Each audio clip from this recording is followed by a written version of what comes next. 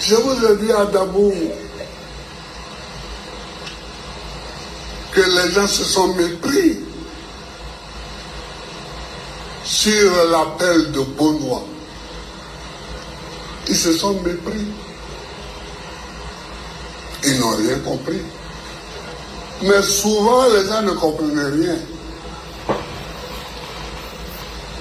Partagez. Bongo nous laisse un grand boulevard. Et nous nous disons merci. Le directeur de campagne du RHDP, à qui j'ai parlé. M. Koudou Laurent Gbagbo. J'ai dit nous devons réunir Dieu malo là. tous ceux qui ont quelque chose à déplorer. La tour de On a contrôle. cassé ta maison, nous t'ouvrons les bras. Ils ont jeté le On te paye mal, nous t'ouvrons les bras. Maintenant, on peut faire débat La vie est trop contradictoire. chère pour toi, nous t'ouvrons les bras. Partagez, tapotez. La viande, le riz, Fermez vos micros quand vous montez. la tchéké, tout ça est trop cher. Fermez vos micros quand vous montez. Nous t'ouvrons les bras. Sinon, je descends vite fait. Hein. Monsieur, Il votre faut micro qu'on n'est pas donne fermé. raison à ce mouvement. Attends, je vais Au pas début répéter que les trois gens fois, se il est trompent. Trop, c'est trop. Oui. Il a reculé. Il a reculé. Trop, c'est trop. Mais on ne doit pas baisser les gardes, les gars. Trop, c'est Partagez. toujours trop. Partagez, les gars. Trop, c'est trop. Et Danon, Partagez. On va analyser le communiqué du PPACI. dans les semaines à venir, de faire en sorte que trop c'est trop apparaisse.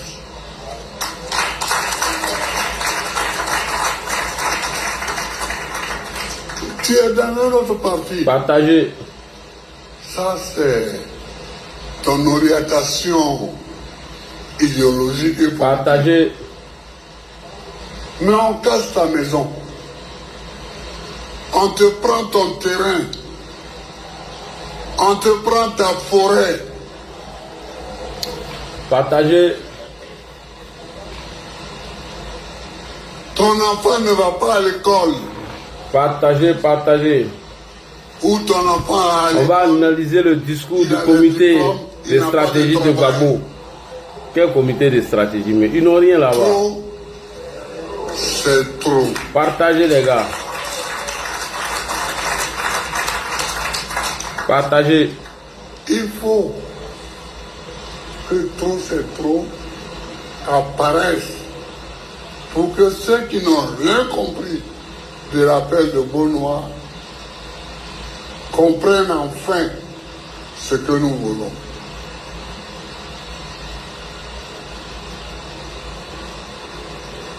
Chers frères, chers camarades, voilà le combat. Voilà une protestation multiforme et permanente. Viens, tu vas faire ça. Si tu es garçon.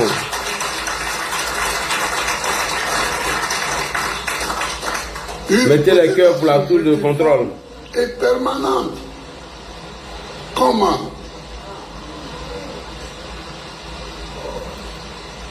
Donc, Mettez chers les. compatriotes, Ouais, Mamourou je fais Konaté. une petite vidéo Uh-huh. pour dire à tous mes compatriotes, Oui, Mamourou. tous ceux qui pensent que Oui. Draman nous a perdu 5 ans pour rien, que Draman pense qu'il peut continuer à nous prendre en otage, Partagez. à toutes ces personnes-là. Les choses sérieuses vont commencer très bientôt.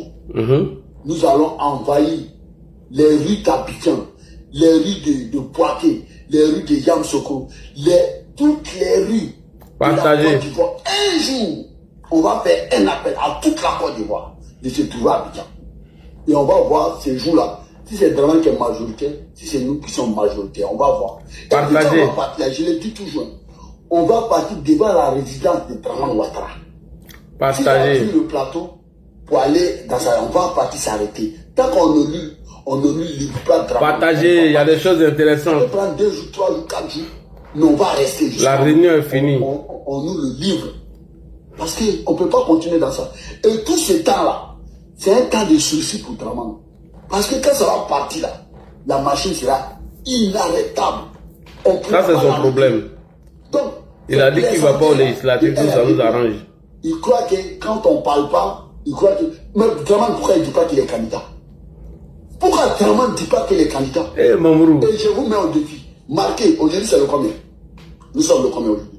Nous sommes le 6, 7e mois, juillet 2027. Le juge Draman sort et il dit que je suis candidat là. S'il dit matin, le soir, il tombe. S'il dit le soir, matin, il tombe. C'est moi qui vous dis ça. Mamourou, qu'on a été tabassé. Le juge dit ça là. Parce que jusqu'ici là, on l'attend. Parce que personne n'est candidat actuellement. Hein. Voilà. Il n'y a pas de candidature actuellement. Personne n'est candidat. Partagez. Le juge il dit. Parce qu'il dit que nous autres, on n'est pas candidats. Mais nous, on est plus candidats que lui. Et puis jusqu'ici là, personne n'est candidat. Hein. Il n'y a pas de candidat encore en Côte d'Ivoire. C'est moi qui vous dis ça. Le juge Draman sort. Il dit oui, que lui, il est candidat. Il tombe. C'est moi qui vous dis ça. Écrivez. Le juge, il sort. Pourquoi il ne dit pas? Pourquoi Draman ne dit pas? Pourquoi depuis là, il ne dit pas? Il dit il a réfléchi. Bonsoir, Sita. Il sait ce qui est dedans. John Denis. Lui-même, il sait. Draman sait ce qui est dedans. Il n'a qu'à sortir pour dire. Je vous dis, il a gagné une guerre, une bataille. Il n'a pas gagné la guerre. Il n'a pas gagné la guerre. Draman ne peut pas gagner la guerre. On a compris. Il a gagné une bataille 2020 là. C'est vrai, c'est une bataille, il a gagné. Mais 2025 là, il n'a qu'à sortir. Et puis je vous dis, s'il y a élection en Côte d'Ivoire, le président John Soro est dedans, le président Gbagbo est dedans, le président Kiambi est dedans. Je dis, s'il y a élection en Côte d'Ivoire, si on dit aller voter dans les urnes là, ça dit demain là, le 25 octobre, ou bien tant, il y a vote demain. C'est que le président John Soro est sur la liste. Le président Gbagbo est sur la liste. Kiambi est sur la liste. En dehors de ça, tout le reste c'est de la... Fermez vos micros, fermez vos micros, s'il vous plaît. C'est de la... Monsieur Lassina, je vous ai descendu parce que vos micros n'est pas fermés. Vous êtes venu encore, Monsieur Lassina. Monsieur Lassisi. Monsieur, voilà. Quand vous ne fermez pas vos micros, moi je vous descends. Hein, parce que moi je n'ai pas le temps. Alors, bonsoir, assalamu alaikum wa rahmatullahi ta'ala wa barakatuh. Tapotez et partagez, s'il vous plaît. Vous ne tapotez pas. Après, quand les gens vont signaler le live et que ça va se couper, vous allez vous plaindre. Alors que vous ne tapotez pas. C'est pas bien. Alors, mettez les cœurs pour la tour de contrôle et le stratège. On veut voir assez de cœurs pour la tour de contrôle et le stratège en bas. Parce que nous jouons un grand rôle sur les réseaux sociaux. Parce que nous, on arrive à éveiller les consciences. On arrive à décortiquer et à déchiffrer les non-dits des discours des leaders des partis politiques.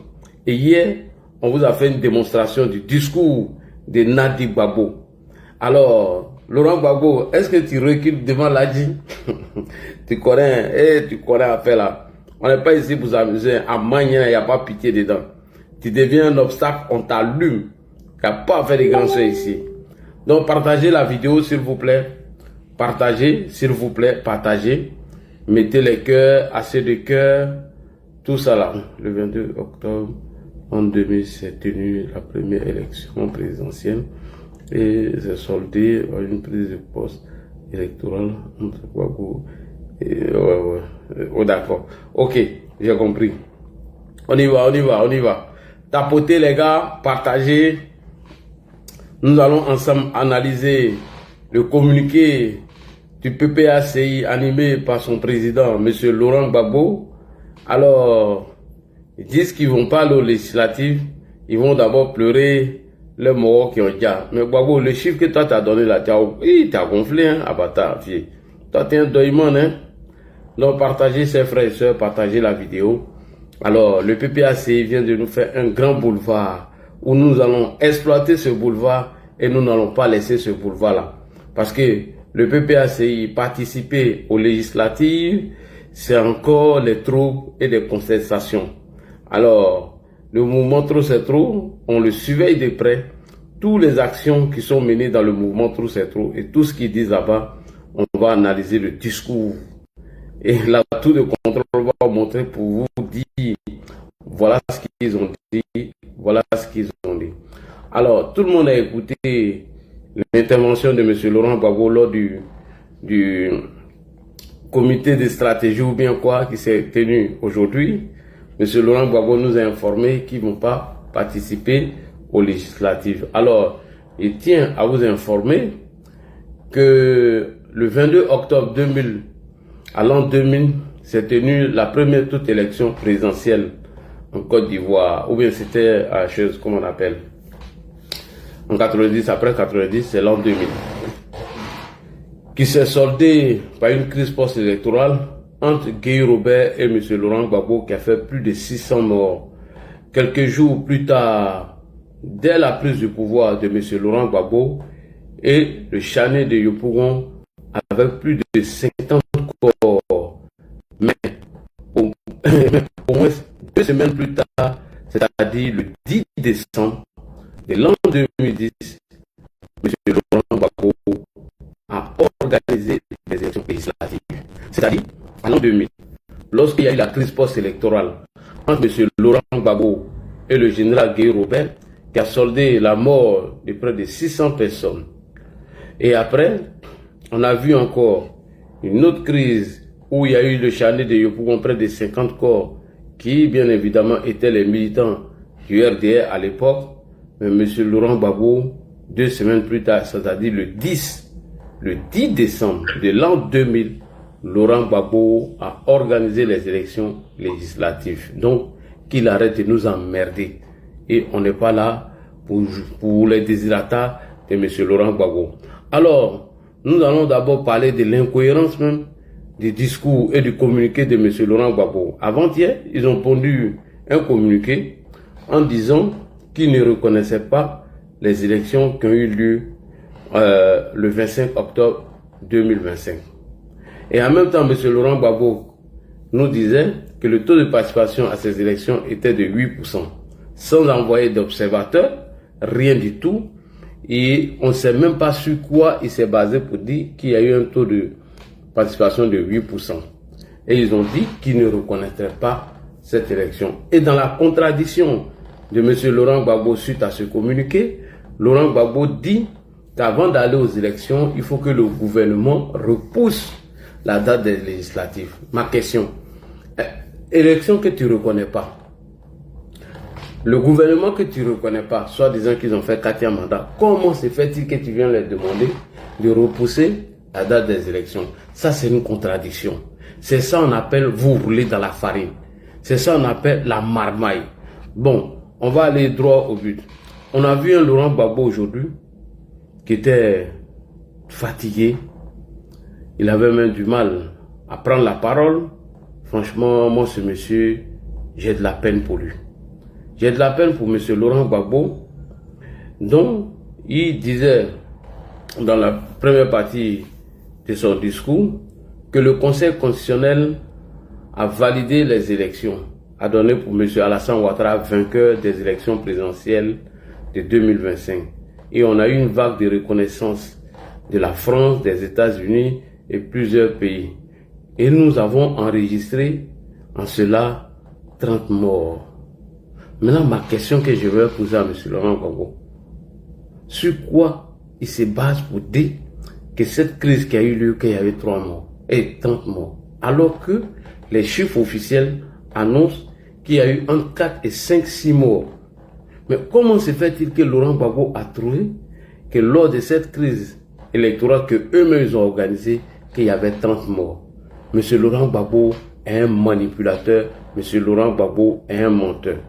Cela nous amène à comprendre que c'était la stratégie du Front commun, du PPACI et du PDCI, sans oublier leur allié, M. Guillaume Kibafori Soro, c'était de créer une crise où il allait avoir assez de morts afin d'interpeller la communauté internationale pour rejeter la date du scrutin. C'était leur intention. Donc vous voyez aujourd'hui qu'ils ont gonflé déjà le nombre des victimes en disant qu'il y a eu 30 morts, sans aucun rapport fiable, ne fait par M. Laurent Gbagbo. Et il ne se base même pas sur une source officielle qui annonce un chiffre de 30 personnes qui ont déjà.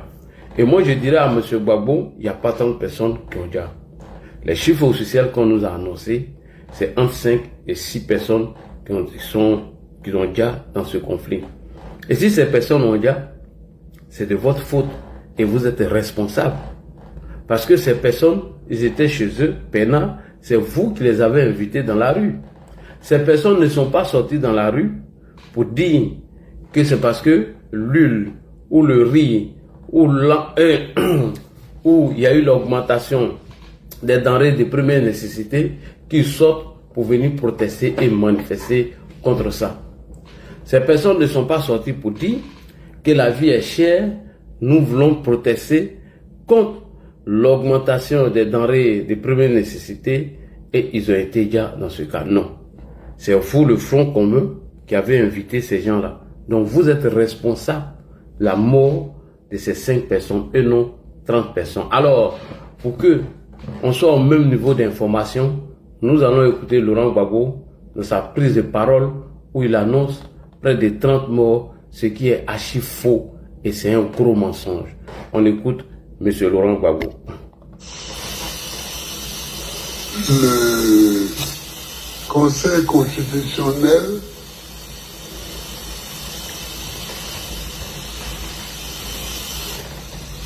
a déclaré Alassane Ouattara élu, ce qui a déclenché une vague de reconnaissance, principalement des États-Unis et de la France. Bon, d'autres peut-être, mais ce que j'ai appris, Tapoter. Mais en ce qui nous concerne, en interne ici, les combats et les luttes contre cette vague de balayage du chemin pour Ouattara sur la route de la présidence a fait beaucoup de victimes. Nous avons eu à peu près une trentaine de morts. À peu près une trentaine de morts. Ok. Ma question à M. Laurent Gbagbo, où il dit que cette crise a engendré la mort de 30 personnes, d'où il sort avec ces chiffres-là? Est-ce que Gbagbo a envoyé des experts sur le terrain afin d'enregistrer ceux qui sont disparus suite à cette crise qui a été provoquée par le Front commun? Il y a quel rapport fiable qui démontre que lorsque le PPACI a lancé son mot d'ordre afin de demander aux gens de descendre dans les rues, qu'il y a eu 30 morts? Vous voyez, vous venez vous ridiculiser à chaque fois. C'est-à-dire que le mensonge est devenu votre quotidien. Mais quand vous dites bonjour, le reste, c'est le mensonge. Monsieur Laurent Gbagbo, vous êtes un menteur. Oui, je le dis, bel et bien, vous êtes un menteur. Il n'y a pas eu 30 morts, c'est faux, monsieur Gbagbo. Les chiffres officiels nous annoncent entre 4 et 5 morts. Comment vous pouvez venir vous asseoir, mentir devant les Ivoiriens pour nous dire que lorsque vous avez lancé vos mots d'ordre et que des gens sont descendus dans la rue, il y a eu près de 30 morts. Bon, les 30 morts là, ça a eu lieu où? À Bono, on nous parle d'un mort. Le gendarme qui se rendait à sa mission à Beauville, ça fait 2. Plus, je crois, 3 personnes à Nayou. Et vous venez nous annoncer 30 morts sur des événements dont nous on n'est même pas informés, Gbagbo. Ou bien les ragots que vos papaciens racontent sur les réseaux sociaux, vous en faites le relais. Ou bien vos amis soroïstes qui ont déjà annoncé 100 morts ou 200 morts, vous avez diminué le nombre de morts. On comprend déjà quelle était votre intention. On comprend déjà que vous étiez inscrit dans une posture d'empêcher le déroulement du scrutin et vous avez échoué. Alors, quand j'ai dit que le Front commun, M. Laurent Gbagbo, vous êtes responsable de ces morts, j'ai fait référence à la Constitution de 2000, c'est-à-dire la deuxième Constitution, à son article 11. Et j'ai fait référence aussi à la Constitution de la Troisième République du 8 novembre 2016. Alors, nous allons regarder ces deux constitutions parce qu'on a l'impression que les perdus, les égarés pro-Gbagbo, tous les jours quand vous les attendez sur le panel, oui, les manifestations, les protestations, c'est un droit constitutionnel. Oui, on le sait, mais dites que ces manifestations-là, que dans les mêmes articles, il est écrit que ces manifestations-là doivent être garanties par la loi. Pourquoi vous ne parlez pas de ça? Et qui garantit cette loi? Est-ce vous ou ce sont les autorités compétentes? Est-ce vous, les militants pro-Gbagbo, égarés, Ignare et Toka, est-ce vous qui êtes garant de cette constitution? Non, non, non, non, non. Alors, je vous montre ici, sous Laurent Gbagbo, voilà ce que la constitution, à son article 11, disait concernant les manifestations. Vous voyez? Ici, nous sommes en 2011. Si vous montez sur les panels là, allez-y les informer. C'est très important, hein, parce qu'ils sont en train de mentir tous. C'est pas bien. Ils mentent toujours aux gens. Côte d'Ivoire, Constitution du 23 juillet 2000. Article 11. Les libertés de réunion et de manifestation sont garanties par la loi. Je répète, les libertés de réunion et de manifestation sont garanties par la loi. Ça, c'est l'article 11 de la Constitution de 2000, c'est-à-dire celle de la Deuxième République. Et quand vous arrivez sur celle du 8 novembre, il y a une petite différence. Et je vais vous montrer la petite différence. Sinon, les textes parlent de la même chose. Qu'est-ce qu'il est dit? Constitution du 8 novembre, c'est-à-dire Constitution de la Troisième République du 8 novembre 2016. Article 20. Les libertés d'association et de réunion et de manifestation pacifiques. Pacifiques, on dit ici, et des manifestations pacifiques. Ce qui n'existe pas dans la Constitution de la Deuxième République. Il dit les libertés de réunion et de manifestation sont garanties par la loi. Alors que dans celle du 8 novembre 2016 est clair dessus. Les libertés d'association et de réunion et de manifestation pacifiques. C'est-à-dire la manifestation doit avoir un caractère pacifique. À partir du moment où la manifestation n'a pas de caractère pacifique, ce n'est pas une manifestation. Et il dit encore, pardonnez, que ces manifestations-là sont garanties par la loi. Et qui garantit cette loi? C'est le préfet. C'est le préfet qui est garant de cette loi. C'est-à-dire, avant de faire une manifestation à caractère pacifique, non violent, où vos militants cachent des armes avec des machettes et autres, il faut d'abord s'adresser à l'autorité compétente qui est le garant de cette constitution. Puisque la constitution est claire ici, dit que ces manifestations pacifiques sont garanties par la loi. Et qui représente la loi ici? Ce sont les préfets, le maire, etc., etc. Lorsque vous formulez une demande, parce qu'elle est garantie par l'autorité, et que vous voulez manifester, c'est au préfet d'analyser avec vous le parcours et vous tracer l'itinéraire ensemble. S'il estime que c'est à Yopougon, Nyangon, que vous pouvez manifester, alors il vous donne l'autorisation. Et lorsqu'il vous donne l'autorisation, il est obligé de mettre à vos services des forces de défense et de sécurité afin de garantir cette manifestation, afin de garantir vous-même votre propre sécurité, afin de garantir la sécurité de ceux qui, bien évidemment, ne participent pas à ces manifestations. Parce que vous ne voulez pas vouloir manifester et emmerder les autres. Moi, là, dit qu'il n'a pas envie de manifester. Est-ce que vous, vos droits de manifester, doivent m'empêcher de circuler? doit empêcher que moi je puisse vaquer à mes occupations, mes préoccupations. Non. Raison pour laquelle il est écrit que les manifestations à caractère pacifique sont garanties par la loi. Et donc, le préfet a lui maintenant de tracer l'itinéraire avec vous.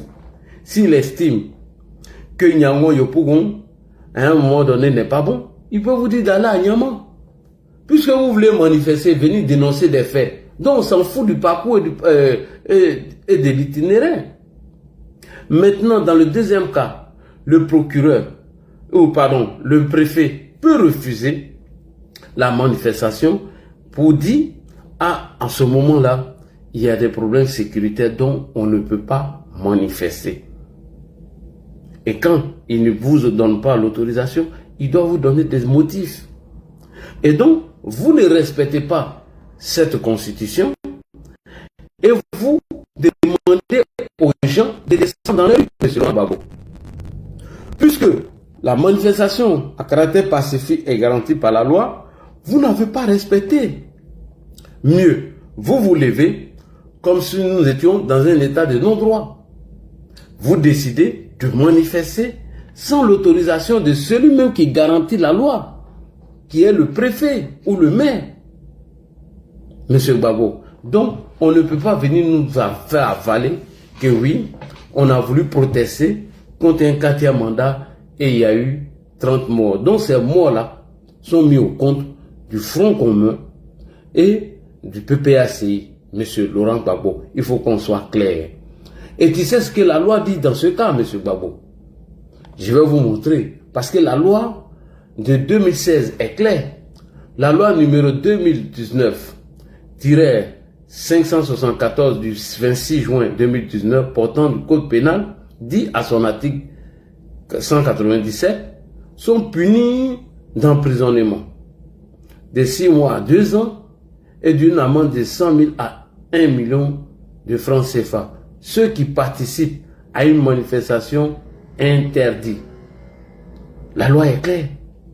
Et ici encore, dans le deuxième paragraphe, dit la loi numéro 2019-574 du 26 juin 2019 portant code pénal, à son article 198, sont punis d'emprisonnement d'1 an ou de 3 ans ou de 5 ans, ouais c'est ça, de 3 ans, et d'une amende de 500 000 en allant à 5 millions de francs CFA. Ceux qui organisent une manifestation non déclarée ou interdite.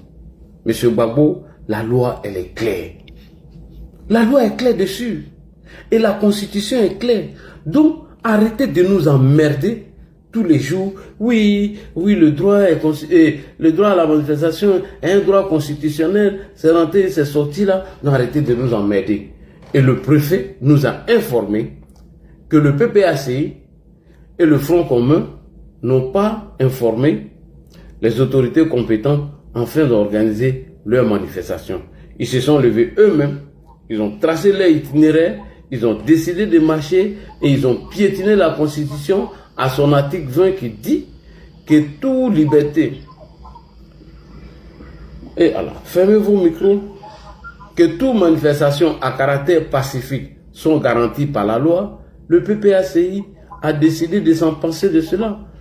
Le PPACI et le Front commun ont décidé de faire cette manifestation non autorisée. Et on écoute le préfet avant de revenir. Le préfet de région, préfet du département d'Abidjan communique.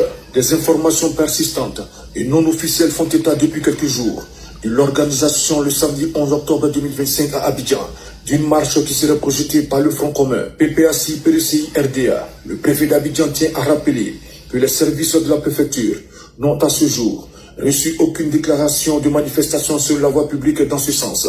En conséquence, le préfet dit qu'ils n'ont pas reçu d'informations pour une manifestation.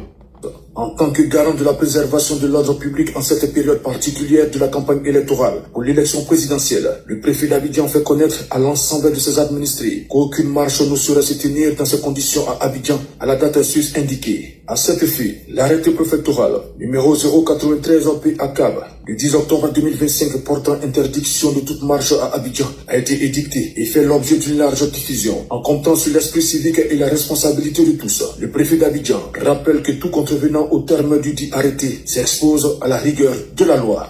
Merci beaucoup. Le préfet dirige. Et lorsque vous avez refusé de respecter cette constitution à son article 20, mais vous avez appelé les gens dans la rue. Les gens ne sont pas partis dans la rue parce qu'ils voulaient aller dans la rue. Les gens ne sont pas descendus dans la rue parce qu'ils ont constaté que la vie est devenue chère, ou ils n'arrivent pas à manger et ils ont décidé d'eux-mêmes de descendre dans la rue. Non, c'est vous qui les avez invités dans la rue. Donc vous êtes responsable de ces 3 ou 5 morts et non 30 morts, M. Laurent Gbagbo.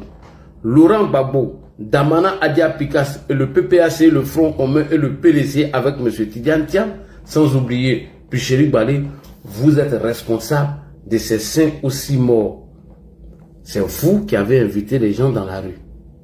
Ils ne sont pas descendus dans la rue parce qu'ils ont constaté que leur facture a augmenté. Ils ne sont pas descendus dans la rue parce que le prix de l'huile aurait augmenté. Ils ne sont pas descendus dans la rue parce qu'ils ont estimé que la ticket avait augmenté. Non, c'est vous qui les avez invités et mieux. Monsieur Picas, ici, a dit clairement dans son discours, Gbagbo, qui demande à vos militants d'occuper les rues. Tout simplement parce que vous n'êtes pas candidat. Est-ce que le président Alassane Ouattara a demandé à ses militants d'occuper les rues lorsque sa candidature n'a pas été validée par le Conseil constitutionnel? Non. C'est vous qui avez invité les gens dans la rue. Donc aujourd'hui, ces morts-là, vous êtes responsables. PPACI et le PDCI, vous êtes les responsables de ces morts. On écoute ici l'appel de Damana Picas à ces gens à occuper les rues. Donc, M. Gbagbo, mettez-vous à jour. Il n'y a pas eu 30 morts, il n'y a eu que 5 ou 6 morts. On écoute ici Picas. En tout état de cause, en ma qualité de coordonnateur général du comité opérationnel du Front commun, j'ai décidé de prendre mes responsabilités et de continuer le combat. De continuer le combat advienne que pourra. Et ce combat, je le mène avec vous, à vos côtés. Je n'ai pas fui. Je n'ai pas l'âme de fuyard. Je n'ai pas l'âme de traite. Je n'ai pas l'âme de quelqu'un qu'on intimide. Je vous invite donc à compter de maintenant, parce que nous allons rentrer dans la phase décisive de ce combat. Nous allons rentrer dans les moments ultimes de ce combat. Je vous invite à beaucoup plus de détermination, à beaucoup plus de volonté, à beaucoup plus d'engagement. Tous, autant que vous êtes, le Front commun vous appelle. Ses alliés, le RGPS, le Front populaire ivoirien et tous les démocrates vous appellent à occuper les rues. À occuper les rues pacifiquement, dans la discipline, dans l'ordre et avec un esprit républicain, comme vous avez toujours su le faire, surtout ce 9 août 2025. C'est un droit. Vous n'êtes pas en train d'enfreindre la loi. C'est un droit constitutionnel que vous exercez. Jeunes, femmes, adultes, travailleurs, étudiants, démocrates de tous, vous êtes invités à occuper pacifiquement les rues. Que ce soit dans tout le district d'Abidjan et même dans tout l'intérieur du pays, dans les grandes villes de l'intérieur du pays, tous les Ivoiriens sont invités à occuper les rues de façon pacifique.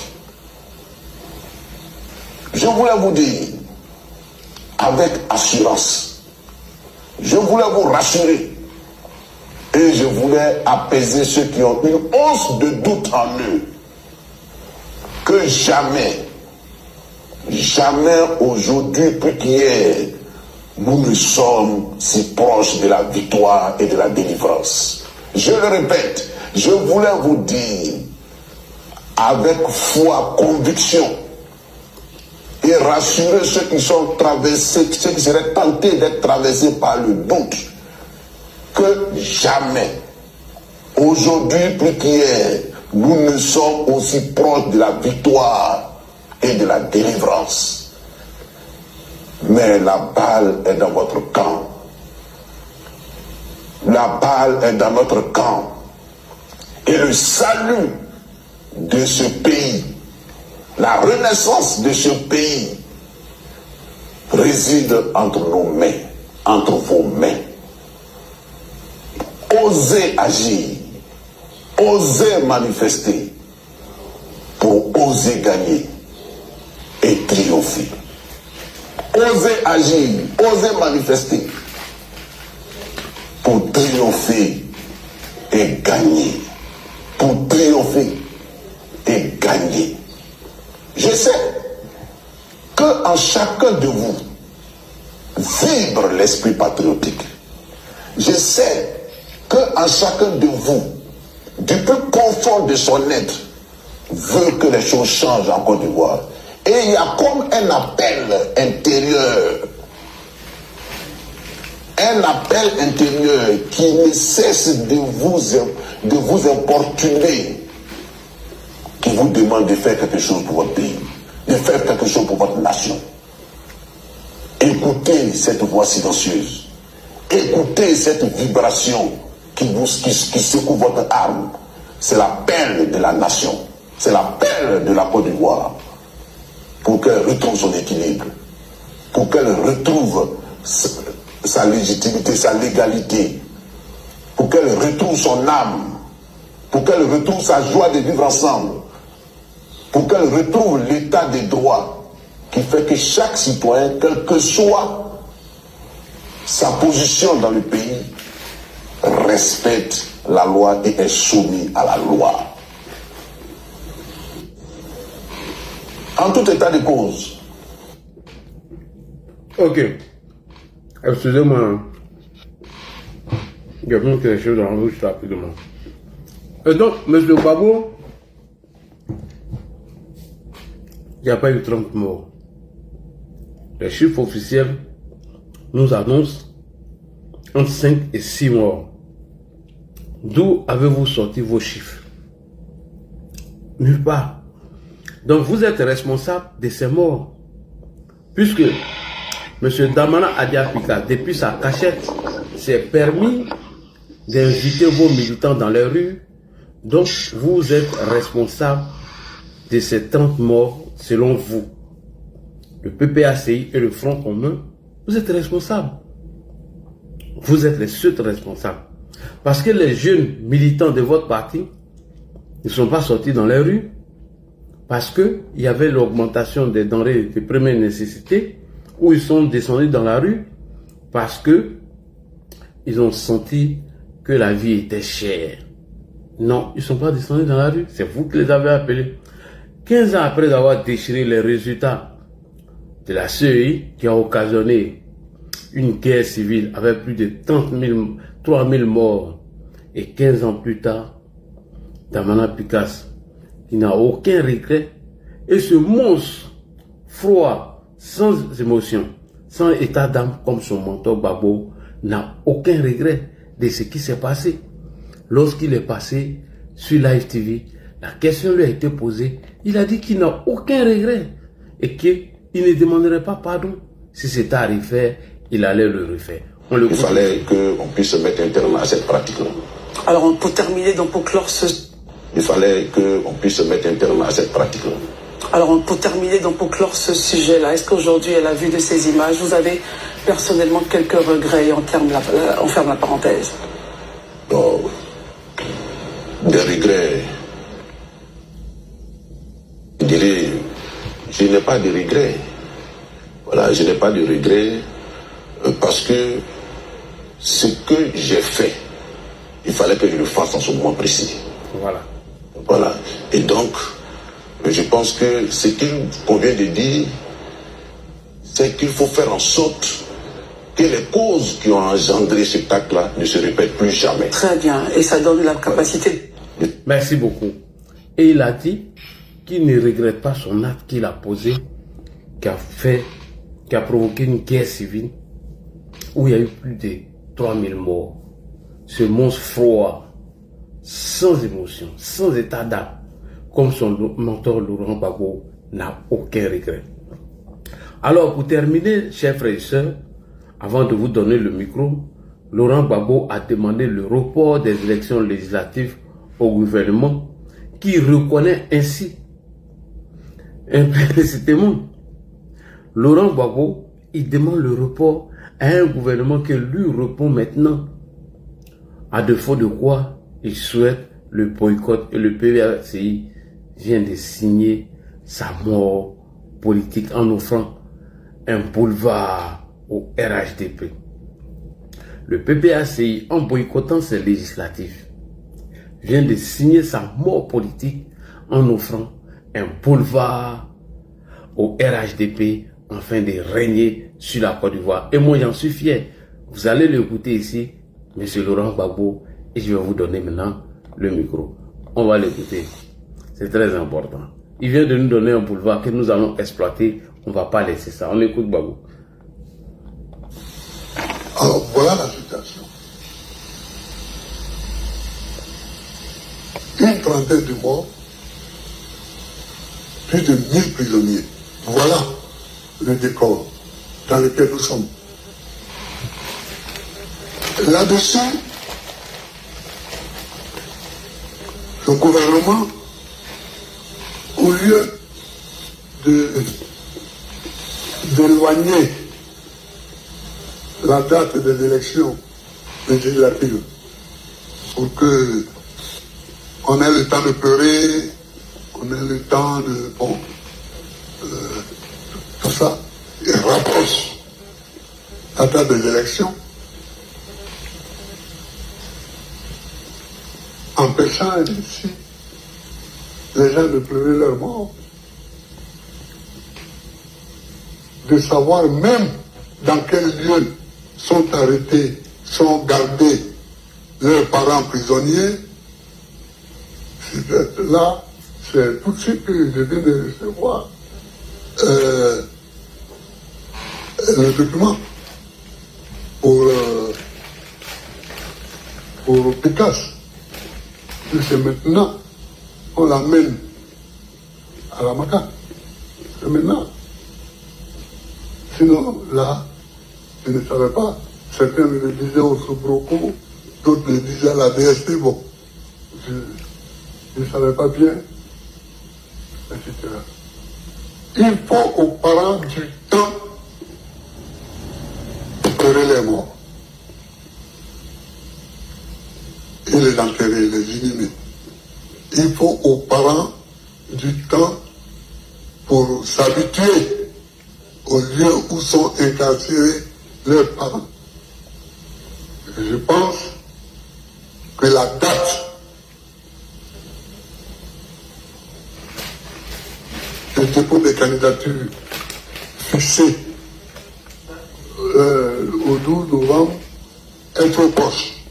Alors là-dessus, le débat s'est emparé des réseaux sociaux, le débat s'est emparé aussi de la société ivoirienne tout entière.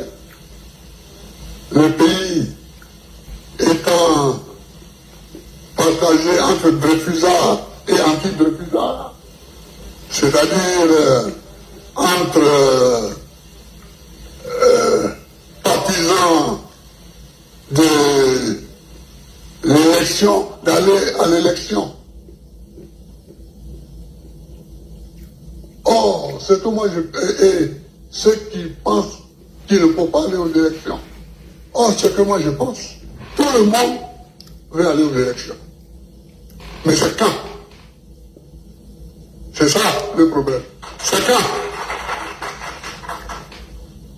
On ne peut pas être un parti comme le nôtre et puis ne pas aller aux élections. Nous avons toujours été aux élections. Et ça, je le dis toujours. Mais, déposer le dossier de tous, ce n'est pas sérieux.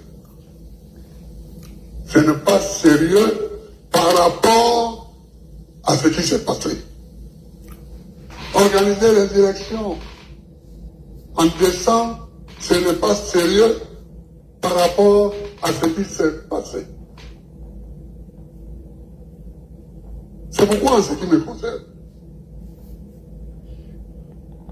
je suis contre l'élection à court terme. Je suis contre l'élection à court terme. Je pense que ça prêtait le 12. Bon, il y en a même qui ont envie d'aller aux élections, mais qui ne peuvent pas se prêter le 12. Ça a prêté le 12 pour aller en décembre. C'est couvrir la forfaiture qui a eu lieu. C'est couvrir les blessures et les morts qui ont eu lieu d'un linceul dédaigneux, d'un linceul dédaigneux. Il faudrait que le gouvernement accepte. Il voulait que quoi? Le gouvernement. Quel gouvernement que tu ne reconnais pas dans ton communiqué d'hier? Babo, tu es un plaisantin. Vas-y. De repousser la date des élections. Sinon, on ne va pas aux élections.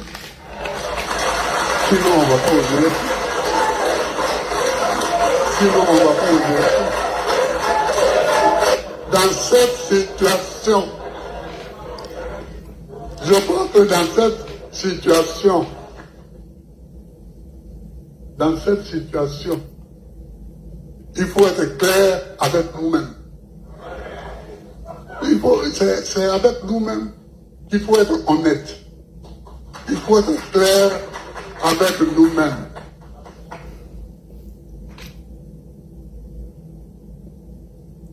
Moi, mon fils est venu me voir de lui-même. Mon fils, Michel Babo. Il est venu. Et on a parlé. Mais il avait déjà un point de vue qui était au-delà même de tout ça. J'ai beaucoup d'autres fils ici. D'autres qui sont là. Mais il faut être clair avec nous-mêmes d'abord. Et c'est quand nous serons clairs avec nous-mêmes que nous le serons avec l'État. Et que Dieu nous bénira. Et que Dieu nous comprendra. Et que Dieu nous comprendra. Moi, j'ai gouverné ce pays. Et alors? Pendant 10 ans. Il y a des moments où j'ai arrangé des calendriers pour que les Ivoiriens puissent s'y trouver. Parce que quand on gouverne un pays, on ne gouverne pas pour soi. On gouverne pour l'ensemble des nationaux. Donc, c'est ça que je voulais vous dire. Babo, à quel moment toi t'as arrangé des calendriers pour les élections? À part repousser les élections présidentielles de 2005 en disant que le pays était coupé en deux. Et là, tu en as bénéficié, tu en as mangé. Sinon, le 22 octobre de l'an 2000, quand il y a eu l'élection entre vous et M. Guy Robert, qui s'est soldée par une crise post-électorale qui a occasionné plus de 600 personnes qui qui sont morts. Quelques jours plus tard, dès la prise de pouvoir de Toua Gbagbo, il y a eu le charnier de Yopougon avec plus de 50 morts. Mais un mois, 2 semaines plus tard, c'est-à-dire le 10 décembre de l'an 2000, vous, Gbagbo, vous avez organisé les élections législatives. Pourquoi vous n'avez pas repoussé la date des législatives en disant que la crise même des élections a fait 600 morts, sans oublier les 50 militants du RDR qui ont été tués à l'époque sous votre régime? Ça ne vous a pas empêché de repousser les législatives, puisqu'elle fait partie de la Constitution. Donc, Gbagbo, on ne va pas repousser quelque chose à cause de vous et à cause de vos morts. Et d'ailleurs, nous, ça nous arrange. Parce que vos stratégies de contestation ou les élections ou les résultats allaient créer encore des attroupements. Donc, ne pas participer à ces législatives. Vous êtes en train de nous faire un grand boulevard où nous allons en profiter pour enlever votre fils à Yopougon pour de bon. On va l'enlever à Yopougon pour de bon. C'est tout. Voilà ce que je voulais dire ici. Alors, Karim, bonsoir. Laurent Gbagbo a décidé de boycotter les élections législatives. Nous, ça nous arrange. Donc, on vous écoute, frère, et on va donner la parole à quelqu'un d'autre. Merci beaucoup. Bonsoir, Ladier. Bonsoir à tous les panélistes. Bonsoir. Vraiment, Laurent Gbagbo est le grand panier de l'incohérence en Côte d'Ivoire. Je te jure. C'est-à-dire que, mais c'est ce que Daouda avait dit sur la FTV. Il dit que le communiqué qu'ils ont pondu là, c'est pas pour tous les Ivoiriens. En fait, c'est pour les gros, quoi. Oui. C'est ceux qui croient toujours en ce mensonge-là, quoi, qu'ils ont organisé. Sinon, c'est pas pour tous les Ivoiriens là. Vous voyez, c'est ce qu'on a toujours décrit ici, sur nos panels. En fait, il voulait créer la chienlit. Il voulait qu'il y ait beaucoup de morts pour salir, pour entacher. Hein? C'est-à-dire que l'image de la victoire du président Sam Ouattara, puisqu'il savait réellement que le président Sam Ouattara allait gagner. Mais comme cela n'a pas été, ils ont utilisé Nayo comme une vitrine pour essayer c'est-à-dire que de salir l'image de cette élection. Et ça n'a pas marché. Normalement, le vote, c'est un droit civique. Voilà, ce n'est pas un droit obligatoire en Côte d'Ivoire, mais c'est civique. Si tu veux, tu votes. Si tu veux, tu ne votes pas. C'est pourquoi il y a des gens, s'ils ne veulent pas voter, ils vont faire un bulletin blanc. Avec qui ils s'en vont. Et puis ils votent quand même. Ça fait partie des votes. Avec qui ils s'en vont. Ils disent, bon, vraiment, cette élection, moi, je trouve que je ne sais pas qui va voter, donc je fais un bulletin blanc. Voilà. Le bulletin blanc, c'est aussi comment ça appelle ça? Une manière de participer au vote. Donc, cette conférence que Laurent Gbagbo donne est la conférence pour essayer de nettoyer un peu la honte cinglante que le PPACI a actuellement.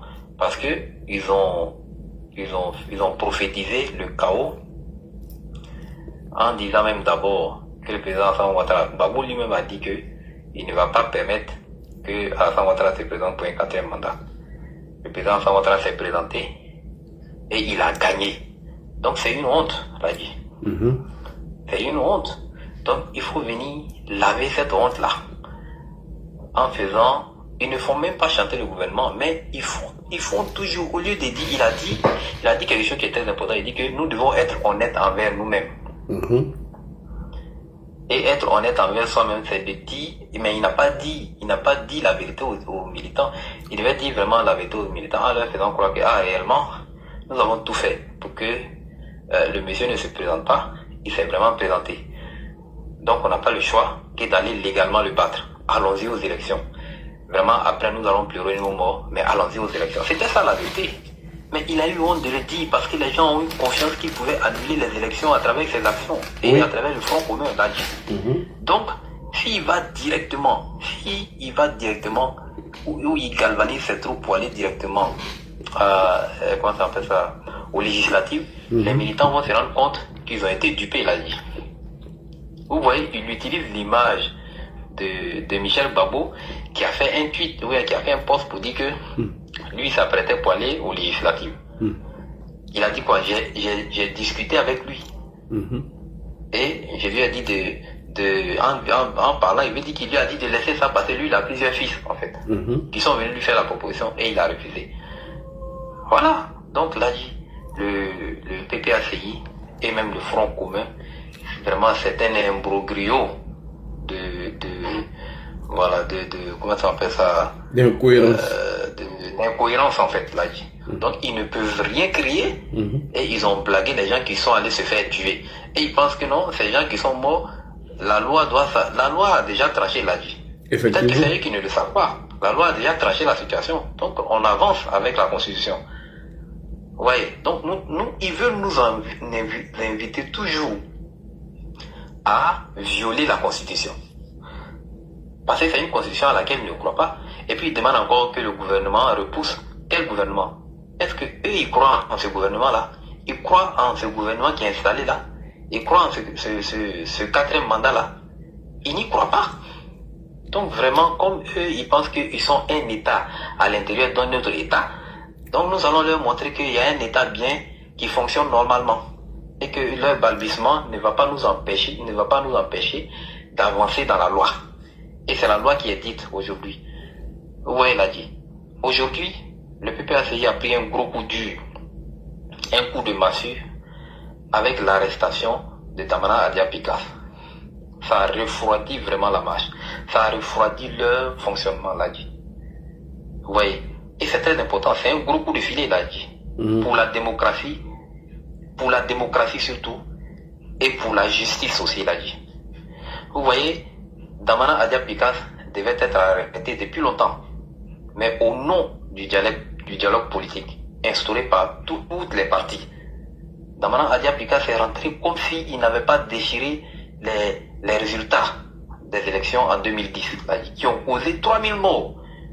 Vraiment, il faut reconnaître la patience du président Hassan Ouattara et de toute son équipe d'ailleurs. Tout le monde n'était pas d'accord avec ça, mais nous avons accepté parce qu'il y avait un dialogue politique qui était en cours.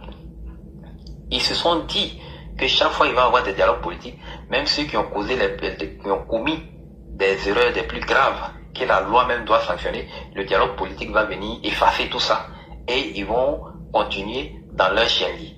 Non, nous sommes dans un état normal, comme l'a dit M. Mamadou Touré. Il l'a dit. Nous sommes dans un état normal et la loi va agir, la loi va sévir. Tous ceux qui vont sortir le 8, tous ceux qui s'apprêtent à sortir le 8, nous-mêmes on les encourage à sortir. Ils vont faire face à la loi. Et c'est la loi qui va s'appliquer. Donc, que ceux qui ont des oreilles comprennent que nous sommes dans un état normal qui est en plein fonctionnement. Donc celui qui veut se comporter comme un hors-la-loi, la loi va vraiment s'occuper de lui.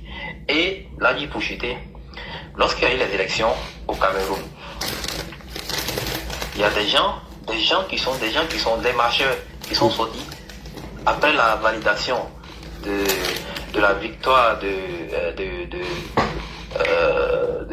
ce Paul Biya. Comment il s'appelle ce vieux là? Paul Biya. Par le Conseil constitutionnel.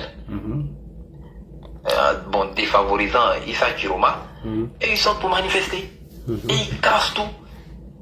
J'ai vu une vidéo où ils ont attrapé plusieurs jeunes, des étudiants. On les a attrapés.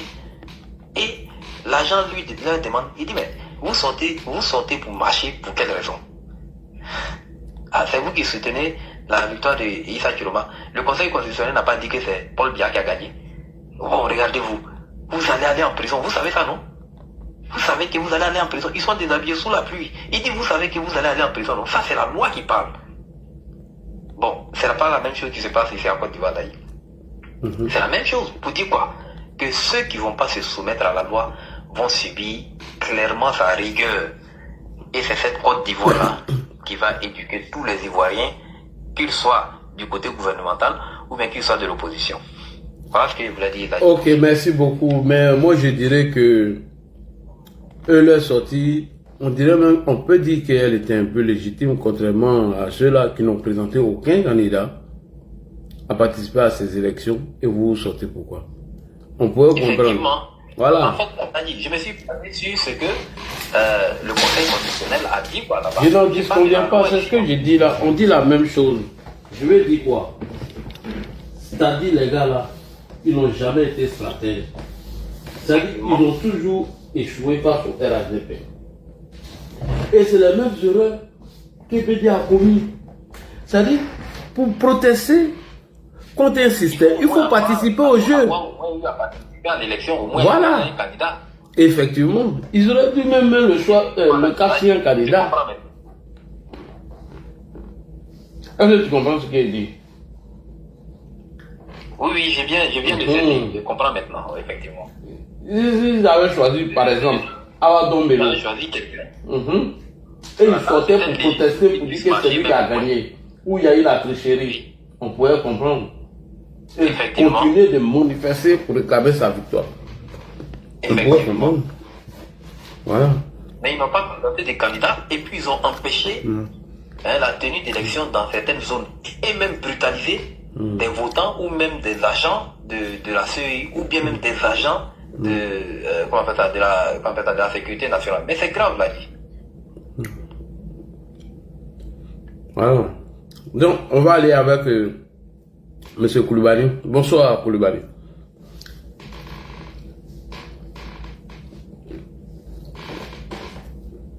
Ah, il était là qui a descendu. Oh là là.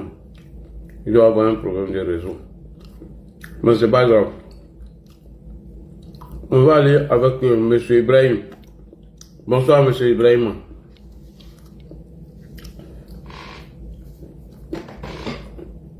Monsieur Ibrahim, il n'est pas là. Khalid, bonsoir. Ouais, bonsoir Ladi. Comment tu vas? Ouais, je vais bien. Dieu merci, tout va bien. Et de ton côté? Oui, ça va, Dieu merci. Il vient de nous faire la passe. Ça, là, on ne doit pas rater. Ah, ok. On va consolider nos positions à Yopougon. Oui, Ladi, il faut dire que le karma continue toujours du côté de M. Laurent Gbagbo et son parti. Et à chaque sortie, M. Laurent Gbagbo démontre aux yeux des Ivoiriens qui sont contemporains de sa gestion que vraiment c'est un homme qui est incohérent et c'est un homme qui est amnésique. Franchement, j'ai écouté Laurent Gbagbo que quand il était au pouvoir, il a fait des concessions pour repoussant des dates des élections. Je m'inscris en faux parce que pour ceux qui s'en souviennent, quand ils ont refusé la candidature du président Ouattara aux élections législatives du 2001 et que le RDR en son temps avait décidé de boycotter. Et le président Ouattara avait dit aux membres du RDR de participer aux élections législatives. Je me rappelle très bien, il y en a même qui avaient décidé de ne pas participer. Et par fini, les gens ont dit que ok, ils vont partir aux élections. Mais ils ont négocié avec le ministre de l'Intérieur d'alors, Émile Bogadoudou, et qui avait pris l'engagement de dire que le gouvernement allait se réunir et qu'ils allaient repousser la date des élections législatives pour permettre aux candidats du RDR de participer aux élections législatives. Et à la grande surprise des cadres du RDR, il y a un communiqué qui a été lu à la RTI disant que la date de l'élection législative a été maintenue. Donc Laurent Gbagbo n'a jamais fait de concessions et c'est ce qui a fait que le RDR n'a pas pu participer aux élections législatives. Donc Laurent Gbagbo, sur ce côté, il a menti. Mais ce qui est encore plus surprenant, je me pose la question de savoir si réellement Laurent Gbagbo s'écoute, l'a dit. Franchement. Comment Laurent Gbagbo peut dire il faut que le gouvernement repousse la date. Il parle de quel gouvernement? Bonne question. Gouvernement où Alassane Ouattara est là ou bien c'est un autre gouvernement? Gouvernement de 4e mandat anticonstitutionnel. Parce que tu peux pas dire, crier sur tous les toits que toi tu vas empêcher le 4e mandat. Tu peux pas appeler les gens à sortir à se faire tuer. Et toi, tu vas venir dire devant les gens, en fait, Laurent Gbagbo, il fait la politique avec les émotions. Est-ce que tu sais ça? Parce qu'il dit que les débats se sont faits dans les réseaux sociaux, hors des réseaux sociaux et dans la société ivoirienne. Ça veut dire que c'est des gens qui ont écouté leur communicant qui disait que si vous partez aux élections législatives, on va appeler à voter contre vous. Effectivement. Laurent Gbagbo, c'est pas en réalité. Si le président Ouattara n'avait pas existé, on allait dire que Laurent Gbagbo. Mon boy t'a fait quoi? Mon boy t'a fait quoi? Vous avez contre nous. Il y a des dessins là. Non, là, franchement, si le président Ouattara n'avait pas existé, les gens allaient penser que Laurent Gbagbo c'est un grand politicien. Mais malheureusement pour lui, le président Ouattara existe. Donc le président Ouattara nous demande qu'en réalité Laurent Gbagbo, pour ma part, est très nul en politique. Là, c'est une vérité, un tombeau là, il est très nul en politique. Oui, c'est la vérité. Je sais pas, c'est quoi il a mis, c'est quoi il a fait contre ses partisans là. Et puis il ne voyait pas l'incohérence, l'incongruité et vraiment l'amateurisme de l'homme. Ouais, il ne peut pas comprendre. Aujourd'hui là, où j'allais dire que Laurent Gbagbo c'est quelqu'un qui est constant avec ses dits, il devait être capable de dire non, nous avons dit que nous nous opposons contre le 4e mandat. À partir du moment où le président Ouattara a fait un forcing, nous ne le reconnaissons pas et nous n'allons pas participer à aucune élection. Ça c'est vrai. Mais aïe, après avoir fini de dire tout, après avoir fini d'appeler les gens, et puis il dit, c'est-à-dire, ils n'ont qu'à repousser, on va finir d'enterrer les morts. Ah, donc tu reconnais le 4e mandat. Il fait une plaidoirie quoi? Ah, il fait une plaidoirie. Non, c'est choquant, c'est choquant. Et quand tu écoutes quelqu'un qui a été président de la République de Côte d'Ivoire et qui agit de la sorte. Même comme mon café, mon beau t'as fait quoi? Quel monsieur, hein? Voilà. On t'a parlé. Tu pouvais éviter ces morts, tu pouvais éviter ces destructions, tu pouvais éviter ces emprisonnements. Mais tu t'entêtais. Faisant croire à tes partisans que c'est toi Laurent Gbagbo, que est-ce que toi on te connaît, tu as donné de l'espoir à ces enfants, tu leur as fait croire que tant que toi tu es là, rien ne pouvait se faire. Et aujourd'hui, tous nous sommes devant les faits accomplis, devant les conséquences. Et c'est toi encore qui viens dire qu'on nous laisse pleurer nos morts, enterrer, faire nos deuils et avant d'aller aux élections. Mais quelle élection? Quelle élection? Très franchement, bon, il a parlé à quelque part, je pense qu'il s'est rattrapé vite. Sinon, ça allait être la plus grande honte de sa vie. Quand il dit que mon fils est venu me voir, ton fils est venu te voir, il t'a dit quoi? Si tu avais dit qu'il m'a dit qu'il ne faut pas on va aller aux élections, Michel Gbagbo est sorti ici, il a dit, on va suivre ce que le chef a dit, on va aller aux élections. Donc si toi tu venais nous dire que ton fils est parti te dit qu'il ne faut pas aller aux élections, on allait faire sortir la VAR. Donc très franchement, Laurent Gbagbo, il doit se reposer. Comme il a dit, il doit enlever son pied même dans la politique ivoirienne parce que partout où lui passe là, c'est la mort, c'est la désolation. Ça ça suffit comme ça. Et j'ai dit, toutes les bénédictions Khaled, que nous Khaled, avons fait, Khaled, et le palabre là c'est passé où?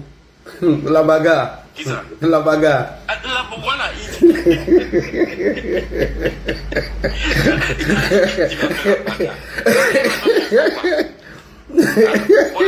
là, c'est que je vais te dire, hein. Ce qu'ils vont faire là, c'est la plus grosse bêtise. C'est la plus grosse bêtise qu'ils vont commettre là. Ne pas participer aux élections législatives là, c'est-à-dire j'ai pris Dieu pour que le 12 passe. Si le 12 passe là, je vais danser. Là, j'ai un moyen pour lui. Voilà. Si le 12 passe et que le PPAC ne revient pas sur sa décision de participer aux élections législatives, là, je te dis que le PPAC va disparaître. Pourquoi? Parce que, quand le président Laurent Gbagbo va se retirer là, tu sais, pour faire fonctionner un parti politique, là, il faut les moyens. Or, les partis politiques sont financés à travers les élus à l'Assemblée nationale. Bon, imagine si Laurent Gbagbo se retire. Tu vois les plaisantins qui sont là, en train de mettre leur argent pour faire une bonne campagne ou pour faire la mobilisation. Puisqu'ils ne vont pas avoir des députés au niveau de l'Assemblée nationale, ils n'auront pas de financement venant de l'État de Côte d'Ivoire. Et le PPAC va disparaître. Et c'est ce que Tidjane Thiam a vu. Il s'est précipité parce que lui-même, il sait que même s'il lui disait qu'il ne faut pas les élus du PDCI vont partir là, les gens vont refuser. Et puis en plus encore, le PDCI a besoin de financement. Bédier n'est plus là. Bédier, lui, c'était un dur. Lui, seul, il avait cette possibilité-là de prendre la moitié des dépenses en charge. Et les autres, le parti s'en chargeait. Mais aujourd'hui, la Bédier n'est pas là. Tidjane Thiam, lui, c'est un manchot. Lui n'est pas prêt à financer comme Bédier. Voilà. Or, c'est les élus, à travers leurs contributions, que le parti fonctionne. Donc, si le PPACI n'a pas de députés à l'Assemblée nationale, mais là, c'est fini. Imagine, nous, on a député, on a mis à Yopougon. Tu es sûr que ceux-là, ils vont revenir à Yopougon encore? Jamais ça, c'est fini. C'est fini, ça, c'est fini, ça. C'est-à-dire, 2030, les marges de manœuvre, là, sera tellement réduite que 2030, là, ils seront à août. Donc c'est la plus grosse bêtise. Et puis on les demandait de ne même pas participer aux municipales et régionales. Hein? Oui, Laurent Gbagbo, en fait, il fait la politique avec les émotions. La différence entre lui et puis Ouattara, l'a dit, quand on est parti au stade Ebimpe, où on s'attendait à ce que le président Ouattara déclare sa candidature, accepte sa candidature. Je te jure que si c'était Laurent Gbagbo par émotion, il allait dire là-bas oui. Apprends à respecter mon mot. Hein. Apprends à respecter mon mot. Non, mais c'est la vérité. Là, regarde. Toi, tu dois connaître la profondeur de la politique. Même quel que soit ce que les gens vont parler sur les réseaux sociaux. Mais en tant qu'un homme politique aguerri, connaissant les enjeux de l'élection législative, toi, tu dois te mettre au-dessus. Et puis trouver les mots justes pour ramener les militants qui sont frustrés sur les réseaux sociaux et leur faire comprendre l'enjeu. Ça, c'est le rôle d'un leader. Mais par émotion, tu viens dire non. Et puis, il se contredit. Si vous devez être honnête avec vous-même, là, normalement, là, c'est de ne pas reconnaître, c'est de ne même pas du gouvernement. Mais tu dis, il faut que le gouvernement décide de repousser la date. Ah, l'a dit. En politique, là, on dit on ne fait pas de passe à l'adversaire. Si tu fais passe à l'adversaire, il n'y a pas hors-jeu, l'a dit. Donc ça, là, on ne va pas repousser la date, là. Jamais. Moi, mais je suis content même. Le 12, là, c'est bouclé. Le 27, là, c'est élection. Et puis nous, là, non seulement, où eux, ils ont fait alliance, dans les petits coins où ils ont fait alliance, et puis le PDCI a ses 60 députés, là, hein, les bras là-bas.